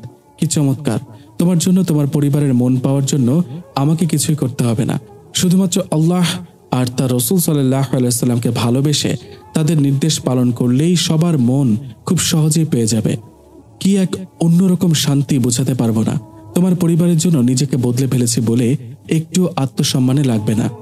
আমার কাজিন ব্রাদার বিয়ের পরে আমাদের সাথে কথাও বলতে পারে না, ভাবি খুব জেলাস, ভাবি এসব পছন্দ করে না বলে। ভাইয়ার কথা হলো ভাইয়া ভাবিকে খুব ভালোবাসে, তাই অন্য মেয়ের সাথে কথা বলাটা সহ্য হয় না। ভাইয়াকে খুব সন্দেহ করে, প্রতিদিন মোবাইল চেক করে, আরো কত কিছু। অথচ তাদের লাভ ম্যারেজ, দীর্ঘ 5 বছর প্রেম করে ভাবির অনার্স শেষ করার পরই বিয়ে করেছে। কিন্তু যখন প্রথম তোমার সাথে পরিচয় হয়েছিল, তুমি আমাকে ইগনোর করতে, নিজেকে খুব ছোট মনে হতো। আমি যেহেতু নিজেকে খুবই সুন্দরী মনে করতাম, তাই আমাকে ইগনোর করাটা ঠিক নিতে পারছিলাম না। তুমি যখন এই আয়াতটি বলেছিলে, আল্লাহ বলেছেন মুমিন পুরুষদেরকে বলুন তারা যেন তাদের দৃষ্টি নত রাখে এবং লজ্জাস্থানের হেফাজত করে, এতে তাদের জন্য খুব পবিত্রতা আছে। সূরা নূর আয়াত 30। রাসূল সাল্লাল্লাহু আলাইহি ওয়াসাল্লাম বলেছেন, যদি কোনো মহিলার দিকে হঠাৎ নজর পড়ে যায় তাৎক্ষণিকভাবে দৃষ্টি সরিয়ে নেবে এবং তার দিকে আর দ্বিতীয়বার তাকাবে না। আমি অবাক হয়ে ভেবেছিলাম আমার কাজিন ভাইয়াটা যদি এই আয়াতগুলো জানতো আর মানতো তবে ভাবি তাকে নিয়ে জেলাস হওয়া বা সন্দেহ করাটা অনেক দূরের ব্যাপার, প্রচণ্ড ভালোবাসায় আচ্ছন্ন করে রাখত। এমন একজন বর পেয়েছে বলে। আমি এমন একজন বর চাই, তাই তো আমি শুধু তোমাকেই চাই। তোমাকে ভালোবাসি বলে যতখানি চাই তার চেয়ে ঢের বেশি চাই আমার আল্লাহকে তোমার মাধ্যমে চিনেছি বলে, আরও চিনতে চাই বলে। যে আমার জীবনে আসার কিছু সময়ের মধ্যেই আমি নিজেকে নিয়ে এত সিকিউর ফিল করি, সে যদি সারা জীবনের জন্য আমার লাইফে আসে তবে হয়তো এই জীবনের পাশাপাশি ওই জীবনের জন্য হলেও কিঞ্চিত সঞ্চয় করতে পারবো। তুমি কোরআনের আয়াত দিয়ে বলেছিলে স্বাধীনভাবে লালসা পূরণ কিংবা গোপনে লুকিয়ে প্রেমলীলা করবে না, সূরা আল মাইদা আয়াত 5। তাই তো প্রেমের বিয়ের আগে ভালোবাসার চিন্তা বাদ দিয়ে বিয়েই করতে চাই। আজ থেকে 5 দিন তোমার জবাবের অপেক্ষা করব। 5 দিনও যদি জবাব না আসে ধরে নিব তোমাকে পাওয়াটা আমার তকদিরে ছিল না। তুমি জানো তো ধৈর্য ধরতে আমার খুব কষ্ট হবে। এই 5 দিনের প্রতিটি সেকেন্ডই এক একটি যুগের মতো হবে। প্লিজ আমাকে কষ্ট দিও না। আর হ্যাঁ, আমি ধৈর্য ধরতে শিখে গিয়েছি, কারণ তুমি বলেছিলে নিশ্চয়ই আল্লাহ ধৈর্যশীলদের সঙ্গে রয়েছেন, সূরা বাকারা আয়াত 153। যে ব্যক্তি আল্লাহর ওপর নির্ভর করে আল্লাহই তার জন্য যথেষ্ট, সূরা তালাক আয়াত 3। ধৈর্য ধারণকারীদের প্রতিদান দেয়া হবে হিসাব ছাড়া, সূরা জুমার আয়াত 10। তাই আমার ধৈর্যের পরীক্ষা নিও না, অপেক্ষায় থাকবো। আবার বলছি ভালোবাসি। ইতি তোমার কি তুমিই লিখে নিও। আমি তো জানি না তুমি আমায় কি ভাবো। বলে দিয়েছি তো 5 দিন। 5 দিন কিভাবে কাটাবো? পরের দিন ফজরের আগে উঠে তাহাজ্জুদ নামাজ পড়ে আল্লাহকে খুব করে বললাম, আমি আল্লাহর কাছে ইয়াসিরকে চাইনি, কিন্তু সে যেভাবে শিখিয়ে দিয়েছিল সেভাবে দোয়া করেছে। সে বলেছিল তাহাজ্জুদ এমন এক নফল নামাজ যেটা না পড়লে গুনাহগার হবে না, যে নামাজ পড়ার কথা আল্লাহ কোরআনে বলেছেন। আল্লাহ বলেন, আর রহমানের বান্দা তো তারাই যারা পৃথিবীতে নম্রভাবে চলাফেরা করে এবং অজ্ঞ লোকেরা যখন তাদেরকে সম্বোধন করে তখন তারা বলে সালাম। আর যারা তাদের রবের জন্য সিজদারত ও দণ্ডায়মান হয়ে রাত্রি যাপন করে তাহাজ্জুদের নামাজ আদায় করে। আর যারা বলে হে আমাদের রব, তুমি আমাদের থেকে জাহান্নামের আযাব ফিরিয়ে নাও, নিশ্চয়ই এর আযাব হলো অবিচ্ছিন্ন, সূরা আল ফুরকান আয়াত 63 থেকে 65। আল্লাহ আরও বলেন, হে নবী, আপনি রাত্রের কিছু অংশে তাহাজ্জুদের নামাজ আদায় করুন। এটা আপনার জন্য নফল, অতিরিক্ত। হয়তো আপনার প্রভু এই কারণে আপনাকে মাকামে মাহমুদে পৌঁছে দেবেন। তাহাজ্জুদের নামাজ আদায় করে আল্লাহর কাছে দু চোখের পানি ছেড়ে কান্নাকাটি করলে আল্লাহ তার দোয়া অবশ্যই কবুল করেন। আমিও খুব কান্নাকাটি করে তাকে চেয়েছি। আমি তাকে নির্দিষ্ট করে চাইনি। যদি ইয়াসির আমার দুনিয়া ও আখিরাতের জন্য মঙ্গলের হয় তবে তাকে আমার করে আল্লাহ অবশ্যই দেবেন। যদি তাকে না পাই তবে আমার কোনো আফসোস থাকবে না। প্রচন্ড কষ্ট পাবো, কিন্তু ভুলতে পারবো অবশ্যই। আল্লাহ সাহায্য করবেন। সারা রাত তো ঘুমাতে পারিনি, দিনের বেলায়ও ঘুমাতে পারিনি। সারাক্ষণ মোবাইলের দিকে তাকিয়েছিলাম, এই তো ইয়াসির কল করবে। সারা দিনেও সে কল করেনি, আমাকে কল করার সময় হয়নি। একটা কল আসলেই দৌড়ে ফোনের কাছে গিয়েছি, যদি ইয়াসির হয়। এদিকে মা আমার অবস্থা দেখে তাড়াতাড়ি কিছু একটা করার জন্য মামা খালাদের ডেকে আনলেন। বাসায় ওই এক মহা সিরিয়াস অবস্থা। হুজুর ছেলেকে ভালোবেসে আমি মহা অপরাধ করে ফেলেছি। একমাত্র বাবাই আমাকে নীরবে সমর্থন দিয়ে যাচ্ছে। যদিও মুখে কিছু না বললেও আপত্তি করেননি একটিবারের জন্য। মনে হলো কিছুটা স্বস্তি পেয়েছেন। মা অনিচ্ছা সত্ত্বেও মুখে আমাকে বাধা দেননি। তার মুখে চিন্তার ছাপ স্পষ্ট। মামা বললেন, তোর কলেজ ভার্সিটিতে এত এত ছেলে থাকতে শেষ পর্যন্ত এই অর্থোডক্স ছেলেটাকেই ভালোবাসলি কেন? দুনিয়াতে কি ছেলের অভাব পড়েছিল? মামার বলা শেষ না হতেই বড় খালামণি বলে উঠলেন, হুজুর হয়েও প্রেম ভালোবাসা, ছি ছি ছি, কি লজ্জা। আমি খানিকটা রেগে গিয়ে বললাম, সে আমার সাথে প্রেম করেনি, ভালোবাসেনি। এখনো আমার দিকে ভালো করে একবার তাকিয়েছে কিনা সন্দেহ। হয়তো কোথাও আমাকে দেখলে চিনবেও না। ছোট মামা বলে উঠল, এমন একটা আনরোম্যান্টিক ছেলেকে তুই ভালোবাসিস? তাছাড়া সে যদি তোকে ভালো না বাসে তবে তুই বিয়ে করার জন্য এত পাগল হয়েছিস কেন? সেসব নিয়ে তোমাদের না ভাবলেও চলবে। তোমরা কেন একত্রিত হয়েছ এই বিষয়ে আলোচনা করো প্লিজ। মামা শান্ত হয়ে বলল, দেখ মা, আমরা তোর থেকে বেশি দুনিয়া দেখেছি। আমরা জানি এসব হুজুর ছেলেরা অধিকাংশ ক্ষেত্রে জঙ্গি এজেন্ডা বাস্তবায়নের জন্যই এসব ভালো ভালো কথা বলে। আমরা সবাই তোকে ভালোবাসি, তোর ভালোর জন্যই বলেছি। এসব ছেলেকে বিয়ের চিন্তা মাথা থেকে বাদ দে, নিয়মিত ক্লাস কর, দেখবি ওইখানে তোর স্ট্যাটাসের কাউকে পেয়ে যাবি। দেখিস আমরা তখন আপত্তি করব না। আমি খুব রেগে গিয়ে বললাম, এই ছেলের সাথে তোমাদের এত আপত্তি কেন? মা তুমি বলো, তুমি তো ইয়াসির আর তার পরিবারকে দেখেছ। সে কি খারাপ, না তার পরিবার খারাপ? না, কেউই খারাপ নয়। শুধু ভালো খারাপ দিয়ে জীবন চলে না রে মা। দুজন মানুষের মধ্যে মানসিক সমঝোতারও খুব বেশি দরকার, যা তোদের মধ্যে নেই। তুই এই ছেলের সাথে কখনোই অ্যাডজাস্ট করতে পারবি না। মা, ও মা, বলো না, আমি সুখী হলে তুমি খুশি হবে না? আমার সুখের চেয়ে ইম্পর্টেন্ট কিছু কি আছে? তোর সুখের জন্যই তো এসব বলতেছি রে মা। তোমাদের পছন্দ মতো আধুনিক কাউকে বিয়ে করলে সুখী হওয়ার নিশ্চয়তা তুমি দিতে পারবে মা? যদি পারো তবে আমি ইয়াসিরকে বিয়ে করব না। মা খানিকটা ইতস্তত করে চুপ করেই থাকলেন। খালামণি বলে উঠলেন, আচ্ছা সেসব না হয় বাদ দিলাম, তোর বিয়ের পর তোর লেখাপড়া কি হবে সেসব নিয়ে ভেবো না। যখন সেই সিচুয়েশন আসবে তখনকার জন্য কিছু একটা ব্যবস্থা হবেই। পরিবারের মোটামুটি সবাই এক প্রকার আমার ইচ্ছাকে মেনে নিল। করার কিছুই নেই। ছোটবেলা থেকে আমি জেদ্দি টাইপের, যা চেয়েছি তাই পেয়েছি। আমি খুব চিন্তায় পড়ে গেছি, ইয়াসির কি মেনে নেবে তার পরিবারের থেকে ভিন্ন কাউকে নিজের জীবনসঙ্গী হিসেবে মেনে নিতে? প্রতিদিন ফোনের অপেক্ষা করতাম, কিন্তু আমার খুশি ধরা ছোঁয়ার বাইরে ছিল। 3 দিন পরে মোটেও ভালো লাগছিল না। সন্ধ্যায় ছাদে গিয়ে জ্যোৎস্না দেখছিলাম। হেমন্তের হালকা ঠান্ডা বাতাস, পরিবেশ বেশ লাগছিল। এই সুন্দর পরিবেশ আমার মনে মোটেও দাগ কাটতে পারেনি। চোখের অশ্রু কখন অঝোর ধারায় গাল বেয়ে নিচে পড়ছিল বুঝতেই পারিনি। আমি জানি যতই দুশ্চিন্তা করি শেষ পর্যন্ত তাই হবে, যেটা আল্লাহর পক্ষ থেকে নির্ধারিত। এশার আজান দিয়ে দেওয়ার খানিকটা পর নিচে নেমে এলাম। ছাদ থেকে মসজিদ দেখা যায়, বিশাল বড় মসজিদ। মসজিদ থেকে নামাজ পড়ে বের হওয়ায় মুসল্লিদের মধ্যে আমার চোখ দুটো ইয়াসিরকে খুঁজছিল। জানি তাকে দেখা যাবে না, তাও মনে প্রশান্তি ইয়াসির মসজিদে। বাসায় এসে অবাক, ইয়াসিরের আম্মু ইয়াসিরের বোন মায়ের সাথে কথা বলছে। তাদের চেহারায় মুচকি হাসি। আমাকে দেখে ইয়াসিরের আম্মু পরম মমতায় জড়িয়ে ধরলেন। মায়ের চেহারার গম্ভীরতা আমাকে কিছুটা চিন্তিত করলেও আন্টির জড়িয়ে ধরা আমায় পরম শান্তি দিচ্ছিল। ওনারা চলে যাওয়ার পর মা বললেন, সুমু, আরেকবার ভেবে দেখ মা, তুই এদের সাথে অ্যাডজাস্ট করতে পারবি কিনা, এদের মতো নিজেকে বদলাতে কি পারবি কিনা।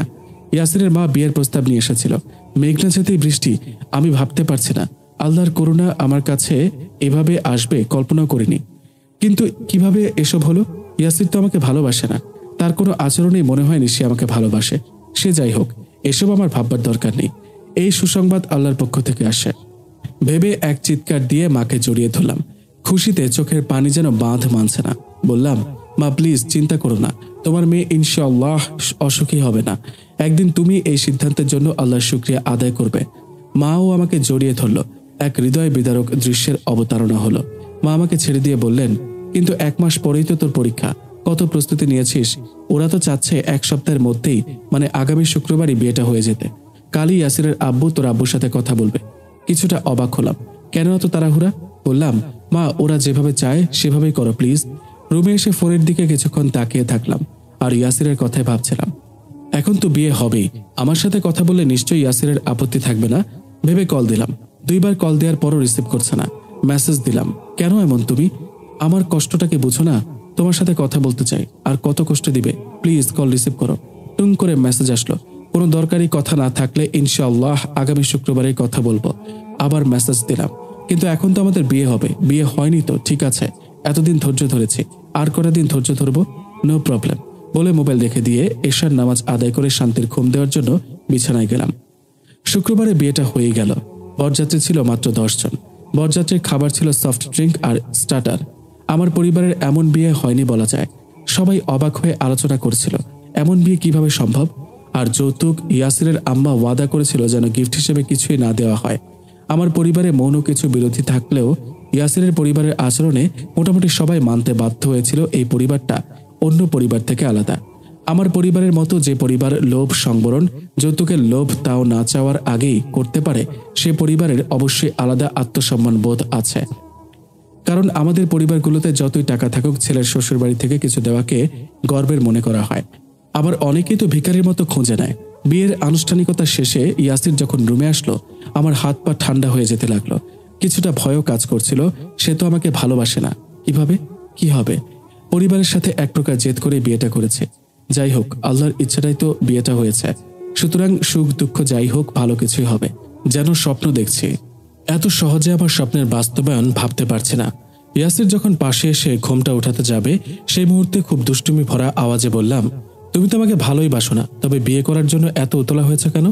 আমার পরীক্ষা পর্যন্ত অপেক্ষা করতে পারলে না? কে বলল ভালোবাসি না? আমি জানি তো। আচ্ছা, তুমি আমাকে বাইরে কোথাও দেখলে চিনতে পারবে? তাই তো তাড়াতাড়ি বিয়ে করেছি, যেন চিনতে পারি। আমাকে চেনার সুযোগ দিতে হবে তো। এখনো নতুন বউয়ের চেহারাটাই দেখতে দিল না, বাধা দিল কে? অনুমতিও পাইনি তো, তবে দেখার অনুমতি আছে। আমি চুপ হয়ে থাকলাম। আমাকে চুপ থাকতে দেখে সে আমার ঘোমটা উঠালো। আমি লজ্জায় চুপসে গেলাম। সে বলল, মাশাআল্লাহ, আমার বউটা এত এত সুন্দরী, তা আগে জানতে বুঝি? না তো, এত সুন্দরী জানা ছিল না তো। তবে তাড়াহুড়া করলে কেন? তুমি যে পাগলামি শুরু করেছিলে ভুলে গিয়েছ? তোমাকে নিজেকে গুনাহ থেকে বাঁচানোর জন্যই এত তাড়াহুড়ো। বিয়ের পর বুঝতে পেরেছি ইয়াসির খুব স্নেহপরায়ণ স্বামী। ওকে আমি যতটুকু আবেগহীন মনে করেছি, আসলে সে ছিল তার পুরোটাই উল্টো। এই ভাজা মাছটা উল্টে খেতে জানে না টাইপের মানুষটির মধ্যে এত ভালোবাসা, আবেগ বুঝতেই পারিনি। বিয়ের রাতেই ঘুমের মধ্যে হঠাৎ মাথায় কারো ভালোবাসার স্পর্শ পেলাম। খুব স্নেহময়ী কণ্ঠে ডাকতে লাগলো, সুমু, এই সুমু, উঠো। আজানের মাত্র আধা ঘন্টা আগে ঘুম থেকে উঠলেই আমরা তাহাজ্জুদ নামাজটা পড়তে পারবো। কটা বাজে? এই তো আজানের সময় হয়ে এলো। নামাজের পরে আবার ঘুমাতে পারবে। একটু কষ্ট করে ওঠো, দেখবে বেশ ভালো লাগবে। তোমার সাথে কষ্ট তো কষ্টই না, তোমায় নিয়ে আমি আগুনেও ঝাঁপ দিতে পারবো। এভাবে বলো না, বলো তোমায় নিয়ে আমি জান্নাতে যাব ইনশাআল্লাহ। জানো হাদিসে কি আছে? হযরত আবু হুরায়রা রাদিয়াল্লাহু তাআলা আনহু বর্ণনা করেন, রাসূলুল্লাহ সাল্লাল্লাহু আলাইহি ওয়াসাল্লাম বলেন, আল্লাহ তাআলা সেই স্বামীর প্রতি রহম করেছেন যে নিজে রাতে উঠে তাহাজ্জুদ পড়েন এবং তার স্ত্রীকে জাগান। যদি তিনি উঠতে অস্বীকার করেন তবে তার মুখমণ্ডলে পানির ছিটা দেন। আল্লাহ তাআলা সেই স্ত্রীর প্রতি রহম করেছেন যে নিজে রাতে উঠে তাহাজ্জুদ পড়েন এবং তার স্বামীকে জাগান। যদি তিনি উঠতে অস্বীকার করেন তবে তার মুখমণ্ডলে পানির ছিটা দেন। আবু দাউদ ও নাসাই। আমরা চাইলেই কিন্তু এমন স্বামী স্ত্রী হতে পারি, কি পারি না? জনাব, এই উঠলাম বলে আবার ইয়াসিরের হাতটা জড়িয়ে ধরে ঘুমের ভান ধরে থাকলাম। সুমু, নামাজের পর আমাকেও পাবে, এখন কিন্তু শুধু হাতটাই পাচ্ছ, বলেই সে হেসে উঠল। ইয়াসিরের হাসিটা যে এত মিষ্টি, ইচ্ছে করে ওই হাসিতে নিজেকে লুকিয়ে রাখি, হারিয়ে যায় ওই হাসির গভীরে। আগে তো কখনো ওর হাসিটা দেখিনি। তাহাজ্জুদ নামাজের পর আজান হলে সে মসজিদে চলে যায়। যাওয়ার সময় বলে গেল, তুমিও নামাজ পড়ে নাও। ইয়াসির এসে বলল, চলো সুমু, কোরআন তেলাওয়াত করি। আমি একটু ঘুম ঘুম ভাব নিয়ে বললাম, না, আমার ঘুম আসছে, আমি ঘুমিয়ে পড়ি, প্লিজ প্লিজ প্লিজ, কাল থেকে পড়বো। শুধু একটুখানি পড়লে হবে, মাত্র কয়েক আয়াত, কোনো সমস্যা নেই। কারণ কোরআনে আছে, সূর্য ঢলে পড়ার সময় থেকে রাত্রির অন্ধকার পর্যন্ত নামাজ কায়েম করুন এবং ফজরের সময় কোরআন তেলাওয়াত জারি রাখবে। নিশ্চয়ই ফজরের কোরআন পাঠ সহজে পরিলক্ষিত হয়। সূরা বনী ইসরাইল আয়াত ৭৮। এখানে তো জারি রাখার কথা বলা হয়েছে। তুমি একেবারে না পড়ার চেয়ে নিয়মিত কয়েক লাইন পড়ো, সেটাই উত্তম। কারণ হাদিসে আছে, রাসূল সাল্লাল্লাহু আলাইহি ওয়াসাল্লাম বলেন, আল্লাহ তাআলার নিকট প্রিয় ওই আমল যা নিয়মিত করা হয়, যদিও তা পরিমাণে কম হয়। সহিহ বুখারী শরীফের হাদিস নাম্বার ৪১, ৬০২০। সুতরাং ফজরের নামাজ পড়ে কয়েক লাইন কোরআন তেলাওয়াত করে আমরা বিশ্রাম নিতেই পারি। ওর কথা জাদু ছিল, না পড়ে পারলাম না। বিয়ের পরের দিন সকাল ৮টায় ইয়াসির আমাকে আস্তে আস্তে ঘুম থেকে জাগিয়ে বলল, সুমু, ওঠো, তোমার পরীক্ষার কিন্তু মাত্র ১৫ দিন বাকি, উঠে পড়তে বসো। আমি জেগেছিলাম। ওর আতরের সুগন্ধি মাখানো লোমশ বুকে মাথা রেখে ঘুমাতে বেশ লাগছিল, তাই জেগেই শুয়েছিলাম। আমিও উঠতে যাব, সেই মুহূর্তে ইয়াসিরের বোন তানহা নাস্তা করার জন্য ডাকতে আসলো। ইয়াসিরের পরিবারের শাড়ি পরার তেমন রীতি নেই। ফুল হাতা, বড় ওড়না সহ 3 পিস পরে সবাই। আমিও হালকা কমলা কালারের 3 পিস পরে বাইরে বের হলাম। দেখলাম তাসনি নাস্তা নিয়ে এসে বলল, ভাবি, মা বলল তোমরা তোমাদের রুমে নাস্তা করো। আমি আর ইয়াসির দুজনেই প্রায় একসাথেই বলে উঠলাম, না না, আমরা আসছি। আসতে হবে না, নাস্তা হাজির, বলেই রুমে নাস্তা দিয়ে গেল। ইয়াসিরের দিকে তাকিয়ে দেখি উনি মুচকি মুচকি হেসে যাচ্ছেন। ইয়াসিরের ঠোঁটের এই হাসির জন্য আমি পাগল। বললাম, এভাবে হেসে যাচ্ছ কেন? না, এমনিতেই। বলো কেন? নয়তো আচ্ছা বলছি, আসলে আমার বউটাকে আরো কিছুক্ষণ প্রাণ ভরে দেখতে পারবো, তাই হাসছি। দেখতে হবে না, আগে আমাকে খাইয়ে দাও, ভীষণ ক্ষুধা পেয়েছে।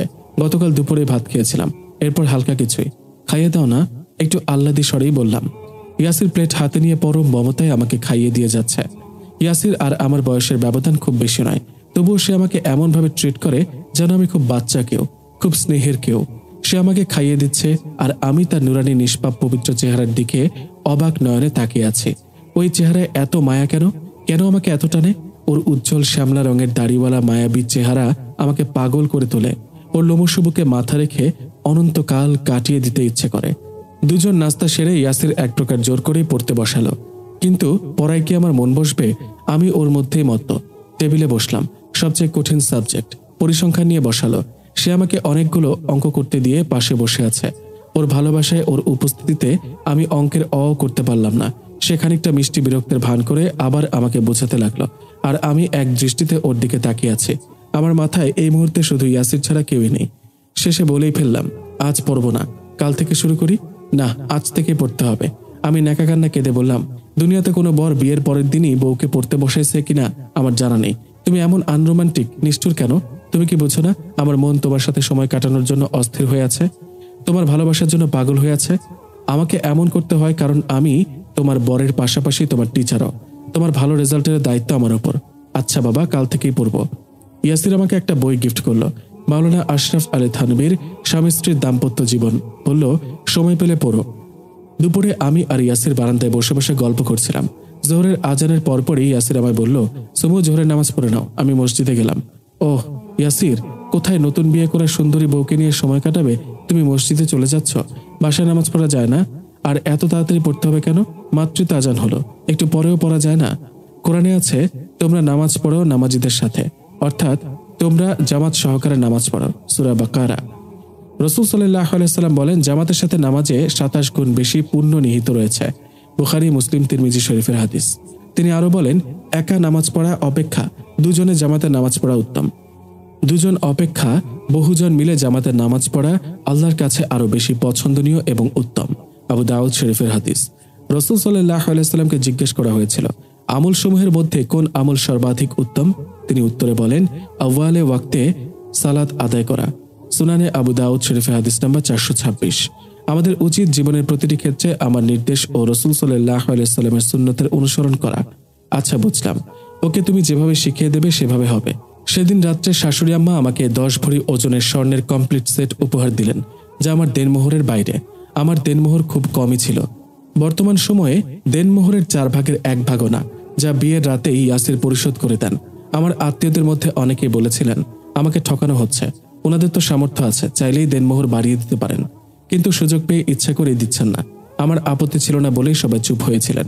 সেদিন ঘুমাতে বিছানা যাওয়ার আগে ইয়াসির বললেন, সুমু, তোমার কি মন খারাপ? তোমার দেনমোহর কম বলে? আমার বাবা মায়ের সামর্থ্য আছে, তোমাকে যত ইচ্ছা তত দিতে পারে, কিন্তু আমার সামর্থ্য নেই। ওনারা তোমাকে যত খুশি গিফট করুক, আমার যখন সামর্থ্য হবে আমিও তোমাকে যত ইচ্ছা গিফট করব, পরীর মতো করে তোমাকে সাজাবো। আল্লাহ তাআলা বলেন, এবং তোমরা নারীদেরকে দাও তাদের মোহর খুশি মনে। এরপর তারা যদি স্বেচ্ছায় সাগ্রহে ছেড়ে দেয় কিছু অংশ তোমাদের জন্য, তাহলে তা স্বাচ্ছন্দ্যে ভোগ করো। সূরা নিসা। আবু সালামা ইবনে আব্দুর রহমান বলেন, আমি আয়েশা রাদিয়াল্লাহু তাআলা আনহাকে জিজ্ঞাসা করলাম, নবী সাল্লাল্লাহু আলাইহি ওয়াসাল্লাম কি পরিমাণ মোহর দিয়েছেন? তিনি বললেন, নবী সাল্লাল্লাহু আলাইহি ওয়াসাল্লাম তার স্ত্রীদেরকে 12.5 উকিয়া অর্থাৎ 500 দিরহাম মোহর দিয়েছেন। মুসলিম শরীফের হাদিস নাম্বার 1426।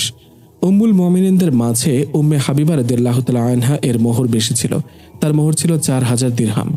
হাবশার বাদশাহ নাজাশী তাকে নবী সাল্লাল্লাহু আলাইহি ওয়াসাল্লামের সাথে বিয়ে দিয়েছিলেন এবং মোহরও তিনিই পরিশোধ করেছিলেন।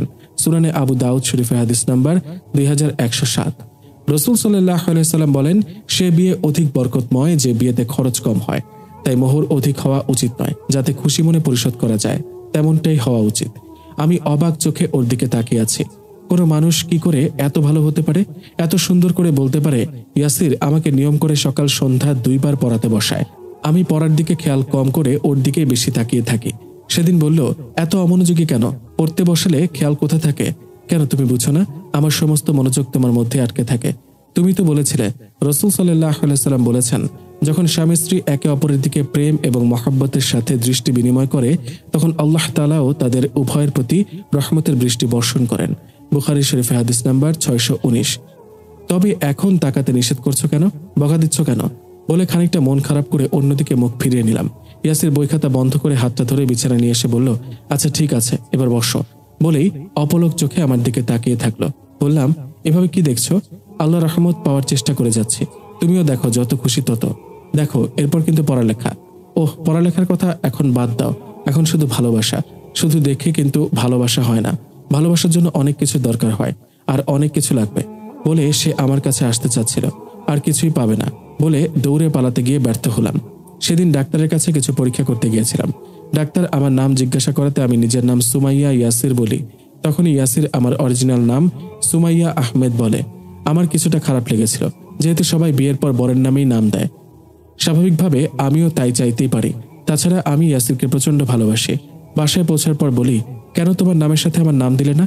কারণ এভাবে দেওয়া ঠিক নয়, হাদিসে নিষেধ আছে। নিজের পিতা ছাড়া অন্য কারো নামে দেওয়া নাজায়েজ। কিন্তু আমি তো জাস্ট প্রেসক্রিপশনে দিয়েছি, আমার সার্টিফিকেট, কাবিননামা সবখানেই তো আমার আসল নামটাই আছে। আমি তোমাকে খুব ভালোবাসি বলেই দিয়েছি। তার মানে তুমি তোমার বাবাকে ভালোবাসো না, বা আমার চেয়ে কম ভালোবাসো? না, কখনোই না, বাবাকে প্রচন্ড ভালোবাসি। বাবা আমার হৃৎপিণ্ড হলে তুমি সেই হৃৎপিণ্ডের নিঃশ্বাস। এভাবে তুলনা করাটা ঠিক নয়। অনেকটা রেগে গেলাম। ইয়াসির খুব ঠান্ডা আওয়াজে আমার দিকে পরিপূর্ণ দৃষ্টি দিয়ে বললেন, আচ্ছা ওসব বাদ দি, একটা কথা বলি। পৃথিবীর সর্বশ্রেষ্ঠ মানব হলেন রাসূল সাল্লাল্লাহু আলাইহি ওয়াসাল্লাম, আর উনাকে ওনার স্ত্রী আর সাহাবীদের থেকে বেশি কেউই ভালোবাসতে পারবে না। ওনার স্ত্রীরা কেউ কি নিজেদের নামের সাথে ওনার নাম যুক্ত করেছেন? অথচ ওনার স্ত্রীদের কাছে দুনিয়ার সবকিছু থেকেই উনি প্রিয় ছিলেন। উম্মুল মুমিনিনদের জন্য তাদের স্বামী পৃথিবীর শ্রেষ্ঠ মানব হওয়া সত্ত্বেও যেহেতু তারা নামের পরিবর্তন আনেননি, আমরা কেন করব? আমাদের ভালোবাসা তো তাদের চেয়ে খাঁটি কখনোই হতে পারে না। সবচেয়ে ইম্পর্টেন্ট, ধরো কেউ বিয়ের পর স্বামীর নামের সাথে নাম লাগিয়ে দিয়েছে, তাদের ডিভোর্স হলে পুনরায় আগের নাম মানে পিতা প্রদত্ত নামে ফিরে যেতে হবে। কি দরকার শুধু শুধু নাম চেঞ্জ করার? তুমি যে বললে সার্টিফিকেট চেঞ্জ করোনি, শুধু প্রেসক্রিপশনে চেঞ্জ করেছো, এটাও উচিত হবে না। কারণ ওই প্রিয় নবীজির আমলে কিন্তু সার্টিফিকেট ছিল না, তাও তারা বদলায়নি। আর এই যে তুমি আমাকে নাম ধরে ডাকো, এটাও জায়েজ নেই। তবে স্বামী যদি রাগ না করে বা নারাজ না হন তবে কোনো সমস্যা নেই, কিন্তু স্বামী যদি নারাজ হন তবে স্বামীকে নাম ধরে ডাকা যাবে না। আমি যেহেতু নারাজ নই, তবে আমাদের ক্ষেত্রে কোনো প্রবলেম নেই। ইয়াসির, তুমি আমার জীবনে না এলে আমার জীবনটাই অপূর্ণ থেকে যেত। আমার জীবনে কত কিছু যে জানার আছে। আমরা অধিকাংশ মানুষ ধার্মিকতা বা ধর্ম বলতে 5 ওয়াক্ত নামাজ বা রোজাকেই বুঝি, এর বাইরেও যে কত কিছু জানার আছে। হঠাৎ বৃষ্টি শুরু হয়ে গেল। সাধারণত এই সময়ে বৃষ্টি হয় না বললেই চলে। গ্রামের দিকে হালকা শীত পড়তে শুরু করেছে। বৃষ্টি আমি প্রচন্ড ভালোবাসি, প্রচন্ড। এদিকে আমার সাইনাসের প্রবলেম বেড়ে যাওয়ার আশঙ্কায় হয়তো ইয়াসির আমাকে বৃষ্টিতে ভিজতে নিষেধ করবে, কিন্তু আমি তো মহাজিদ্দি, ইয়াসিরের কথা শুনবই না। ইয়াসিরকে ছাদে যাওয়ার অনুরোধ করার আগেই সে বলল, সুমু চলো ছাদে যাই, মৌসুমের মজা নেই। এই সময় ছাদে কেউ থাকে না, দুজনে মিলে বৃষ্টি বিলাস করব। উফ ইয়াসির, আমি পাগল হয়ে যাব আজ খুশিতে। আমি ভাবতেও পারছি না তুমি বৃষ্টি ভালোবাসো। অবশ্যই আমি বৃষ্টি ভালোবাসি। বৃষ্টি আল্লাহর রহমত স্বরূপ। হাদিসে আছে, আনাস রাদিয়াল্লাহু তাআলা আনহু বর্ণিত, তিনি বলেন, আমরা রাসূল সাল্লাল্লাহু আলাইহি ওয়াসাল্লামের সঙ্গে থাকাকালে একবার বৃষ্টি নামলো। রাসূল সাল্লাল্লাহু আলাইহি ওয়াসাল্লাম তখন তার পরিধেয় প্রসারিত করলেন যাতে পানি তাকে স্পর্শ করতে পারে। আমরা বললাম, আপনি কেন এমন করলেন? তিনি বললেন, কারণ তা আমার রবের পক্ষ থেকে এই মাত্র এসেছে। মুসলিম শরীফে হাদিস নাম্বার 898। বৃষ্টির দোয়া, আল্লাহুম্মা সাইয়্যিবান নাফিআন, হে আল্লাহ মুষলধারার উপকারী বৃষ্টি বর্ষণ করুন। বুখারী শরীফ হাদিস নাম্বার 2518। রাসূল সাল্লাল্লাহু আলাইহি ওয়াসাল্লাম বলেছেন, 2 সময়ের দোয়া কখনো ফেরত দেওয়া হয় না। কিংবা তিনি এভাবে বলেছেন যে 2টি সময় রয়েছে যখন দোয়া করলে তা খুব কমই ফেরত দেওয়া হয়। 1, আজানের সময় যে দোয়া করা হয়। 2, বৃষ্টি চলাকালীন সময়ে যে দোয়া করা হয়। অন্য বর্ণনায় এসেছে রণাঙ্গনে শত্রুর মুখোমুখি হওয়া কালের দোয়া। আবু দাউদ শরীফের হাদিস নাম্বার 2540। দোয়া কবুলের এত সহজ মাধ্যমকে আমরা কিভাবে হেলায় ফেলা নষ্ট করতে পারি বলো? ও ইয়াসির, কি শোনালে! আমি তো আমার ইসলামকে আরো বেশি ভালোবেসে ফেলেছি এবং বৃষ্টিকেও। শুধু আমিই বাদ, সবাই ভালোবাসা পায় আমি ছাড়া। উফ ইয়াসির, তোমার লম্বা দাড়িওয়ালা অবয়বকে তো আমি এত বেশি ভালোবেসেছি, বোঝাতে পারবো না। অথচ জানো, যখন তুমি প্রথম দাড়ি রেখেছিলে আমার মোটেও ভালো লাগেনি। একদিন আমার এক বান্ধবী তার বরকে নিয়ে এফবিতে পিক দিল, দেখলাম ওর বর দাড়ি রেখেছে। কৌতূহলবশত জিজ্ঞাসা করলাম, ওর উত্তর শুনে আমি থ হয়ে গেলাম। সে বলল, আজকাল দাড়ি ছাড়া ছেলেদের নাকি আনস্মার্ট লাগে, মেয়ে লাগে। অথচ আমার ইসলাম আজ থেকে 1450 বছর পূর্ব থেকেই স্মার্ট। আমার ইয়াসিরকে নিয়ে আমার বুকটা ভরে গেল। স্মার্টনেসের জন্য দাড়ি না রেখে রাসূল সাল্লাল্লাহু আলাইহি ওয়াসাল্লামের খুশির জন্য পরিপূর্ণ সুন্নত দাড়ি রেখেছে। জানো তো, ইসলামকে যতই জানছি ততই ইসলামকে ভালোবেসে ফেলছি। তা তো অবশ্যই, তুমি যত ইসলাম নিয়ে পড়ালেখা করবে ততই জানতে পারবে, আর যত ইসলামকে জানবে তত ইসলামকে ভালোবাসবে। সেই অনেক বছর আগের ইসলাম মানব জাতির জন্য কমপ্লিট জীবন বিধান। কি নেই তাতে? সাংসারিক, সামাজিক, অর্থনৈতিক, রাজনৈতিক, রাষ্ট্রীয় সব। আমি খানিকটা অবাক হয়ে বললাম, রাজনৈতিক? রাজনৈতিক। জানো, দুনিয়ার সর্বপ্রথম লিখিত সংবিধান হলো মদিনার সনদ। কি বলো ইয়াসির, আমার ইসলাম এত পরিপূর্ণ? ইয়াসির, তোমার কসম করে বলছি, তোমাকে আমার নিজের জীবন, নিজের সবকিছুর চেয়ে বেশি ভালোবাসি। আমার কোনো ভালো কাজ আল্লাহর পছন্দ হয়েছে বলেই তোমার মতো একজন স্বামী পেয়েছে। আমি ধন্য। তোমাকে একটা হাদিস বলি। রাসূল সাল্লাল্লাহু আলাইহি ওয়াসাল্লাম বলেছেন, সাবধান, নিশ্চয়ই আল্লাহ তাআলা তোমাদেরকে তোমাদের পিতৃপুরুষের নামে শপথ করতে নিষেধ করেছেন। কারো যদি শপথ করতেই হয় তবে সে যেন আল্লাহর নামে শপথ করে অথবা চুপ থাকে। বুখারী, মুসলিম ও মিশকাত শরীফের হাদিস। অপর হাদিসে রাসূল সাল্লাল্লাহু আলাইহি ওয়াসাল্লাম বলেছেন, যে ব্যক্তি আল্লাহ ব্যতীত অন্যের নামে কসম করল সে শিরক করল। আবু দাউদ, তিরমিজি, মিশকাত শরীফে হাদিস নাম্বার 3419। অপর এক হাদিসে রাসূল সাল্লাল্লাহু আলাইহি ওয়াসাল্লাম বলেছেন, যে আমানত বা গচ্ছিত দ্রব্যের নামে কসম করে সে আমাদের অন্তর্ভুক্ত নয়। আবু দাউদ, মিশকাত শরীফে হাদিস নাম্বার 3420। কিন্তু ইয়াসির, আমার পরিচিতদের মধ্যে অনেককেই সন্তানের মাথায় হাত রেখে, স্বামীর মাথায় হাত রেখে কসম খেতে দেখেছে। তারা খুব সহজেই এই ধরনের কসম করে। এরা নিজের অজান্তেই শিরকের মতো গুনাহে লিপ্ত। আল্লাহ সবাইকে দিনের সঠিক জ্ঞান দান করুন, আমিন আমিন। এভাবেই ইয়াসির এমনকি ওনার পরিবারের কাছ থেকে জীবনের প্রতিটি ক্ষেত্রে দ্বীন শিখে যাচ্ছে। আমার দৃষ্টিতে এই পরিবারের প্রতিটি অনুপরমাণুতে রাসূলের সুন্নত পরিলক্ষিত হয়। তাও ওনাদের দেখি আরো বড় হাদিস গ্রন্থ পড়তে। বলেন, এখনো দিনের বিশাল জ্ঞান ভান্ডারের ভালো পরিমাণ জ্ঞানও অর্জন করতে পারলাম না। সুবহানাল্লাহ। আজ অনেকগুলো বছর কেটে গেল এই গোড়া পরিবারটার সাথে, এবং আমি নিজেই, সাথে আমার মা বোনও, যারা আগে বাইরে বের হওয়ার সময় নিজেকে কত সুন্দর দেখানো যায় প্রতিযোগিতা করতাম, তারা আজ পুরোপুরি খালাম্মা সেজে, মানে ঢিলা ঢালা বোরকা পরে চলাফেরা করি। আমাদের সুখের সংসার আর এই নির্লোভ মানুষগুলোকে দেখে আমার পরিবার ইসলাম সম্পর্কে জানতে শুরু করে।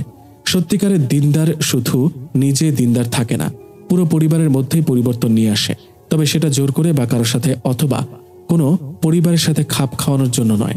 মহান রবকে ভালোবেসে নিজেদের জীবনে পরিবর্তনটা চলে আসে। আমার অনার্স ফাইনাল পরীক্ষা চলাকালে আমার দ্বিতীয় সন্তান 7 মাসের পেটে ছিল। একদিকে প্রথম সন্তানের বয়স মাত্র 2.5 বছর, অন্যদিকে 7 মাসের প্রেগন্যান্সি। আমার বড় সন্তানের পুরো দায়িত্বটা আমার শাশুড়ি মা পালন করেছিলেন। হ্যাঁ, ইনি হয়ে গিয়েছিলেন আমার সন্তানের মা। তাকে খাওয়ানো, গোসল, ঘুম পাড়ানো সব। এমন সিচুয়েশনে আমি অনেককে দেখেছি বাবার বাড়িতে চলে যায়।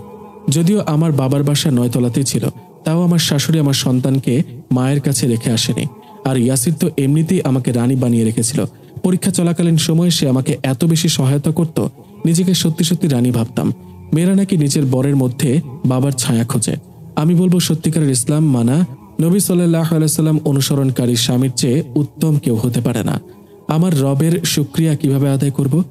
আমার মতো উশৃঙ্খল জিদ্দি এক মেয়েকে পরিপূর্ণ দিনের পথে আনার জন্য আমার জীবনে এমন একটি পরিবারের সাক্ষাৎ দিয়েছেন। আমাদের এই একটুখানি সংসার জীবনেও অনেক অনেক পরীক্ষার সম্মুখীন হয়েছে। যখনই পরীক্ষা এসেছে, একে অপরকে সাহারা, শক্তি, মানসিক সাপোর্ট দিয়ে এগিয়ে যাওয়ার চেষ্টা করেছে। যতবারই পরীক্ষা এসেছে, আল্লাহর কৃতজ্ঞতা আদায় করেছে। কারণ যদি আল্লাহর পক্ষ থেকে কোনো পরীক্ষা না আসে, মনে হয় আল্লাহ আমাদের প্রতি নারাজ নয় তো। সুপ্রিয় দর্শক, তো কেমন লাগলো আজকের এই ভিডিওটি? কমেন্ট করে আমাদের অবশ্যই জানাবেন। আজ তাহলে এই পর্যন্তই। আপনারা ভালো থাকবেন, সুস্থ থাকবেন। আল্লাহ হাফেজ।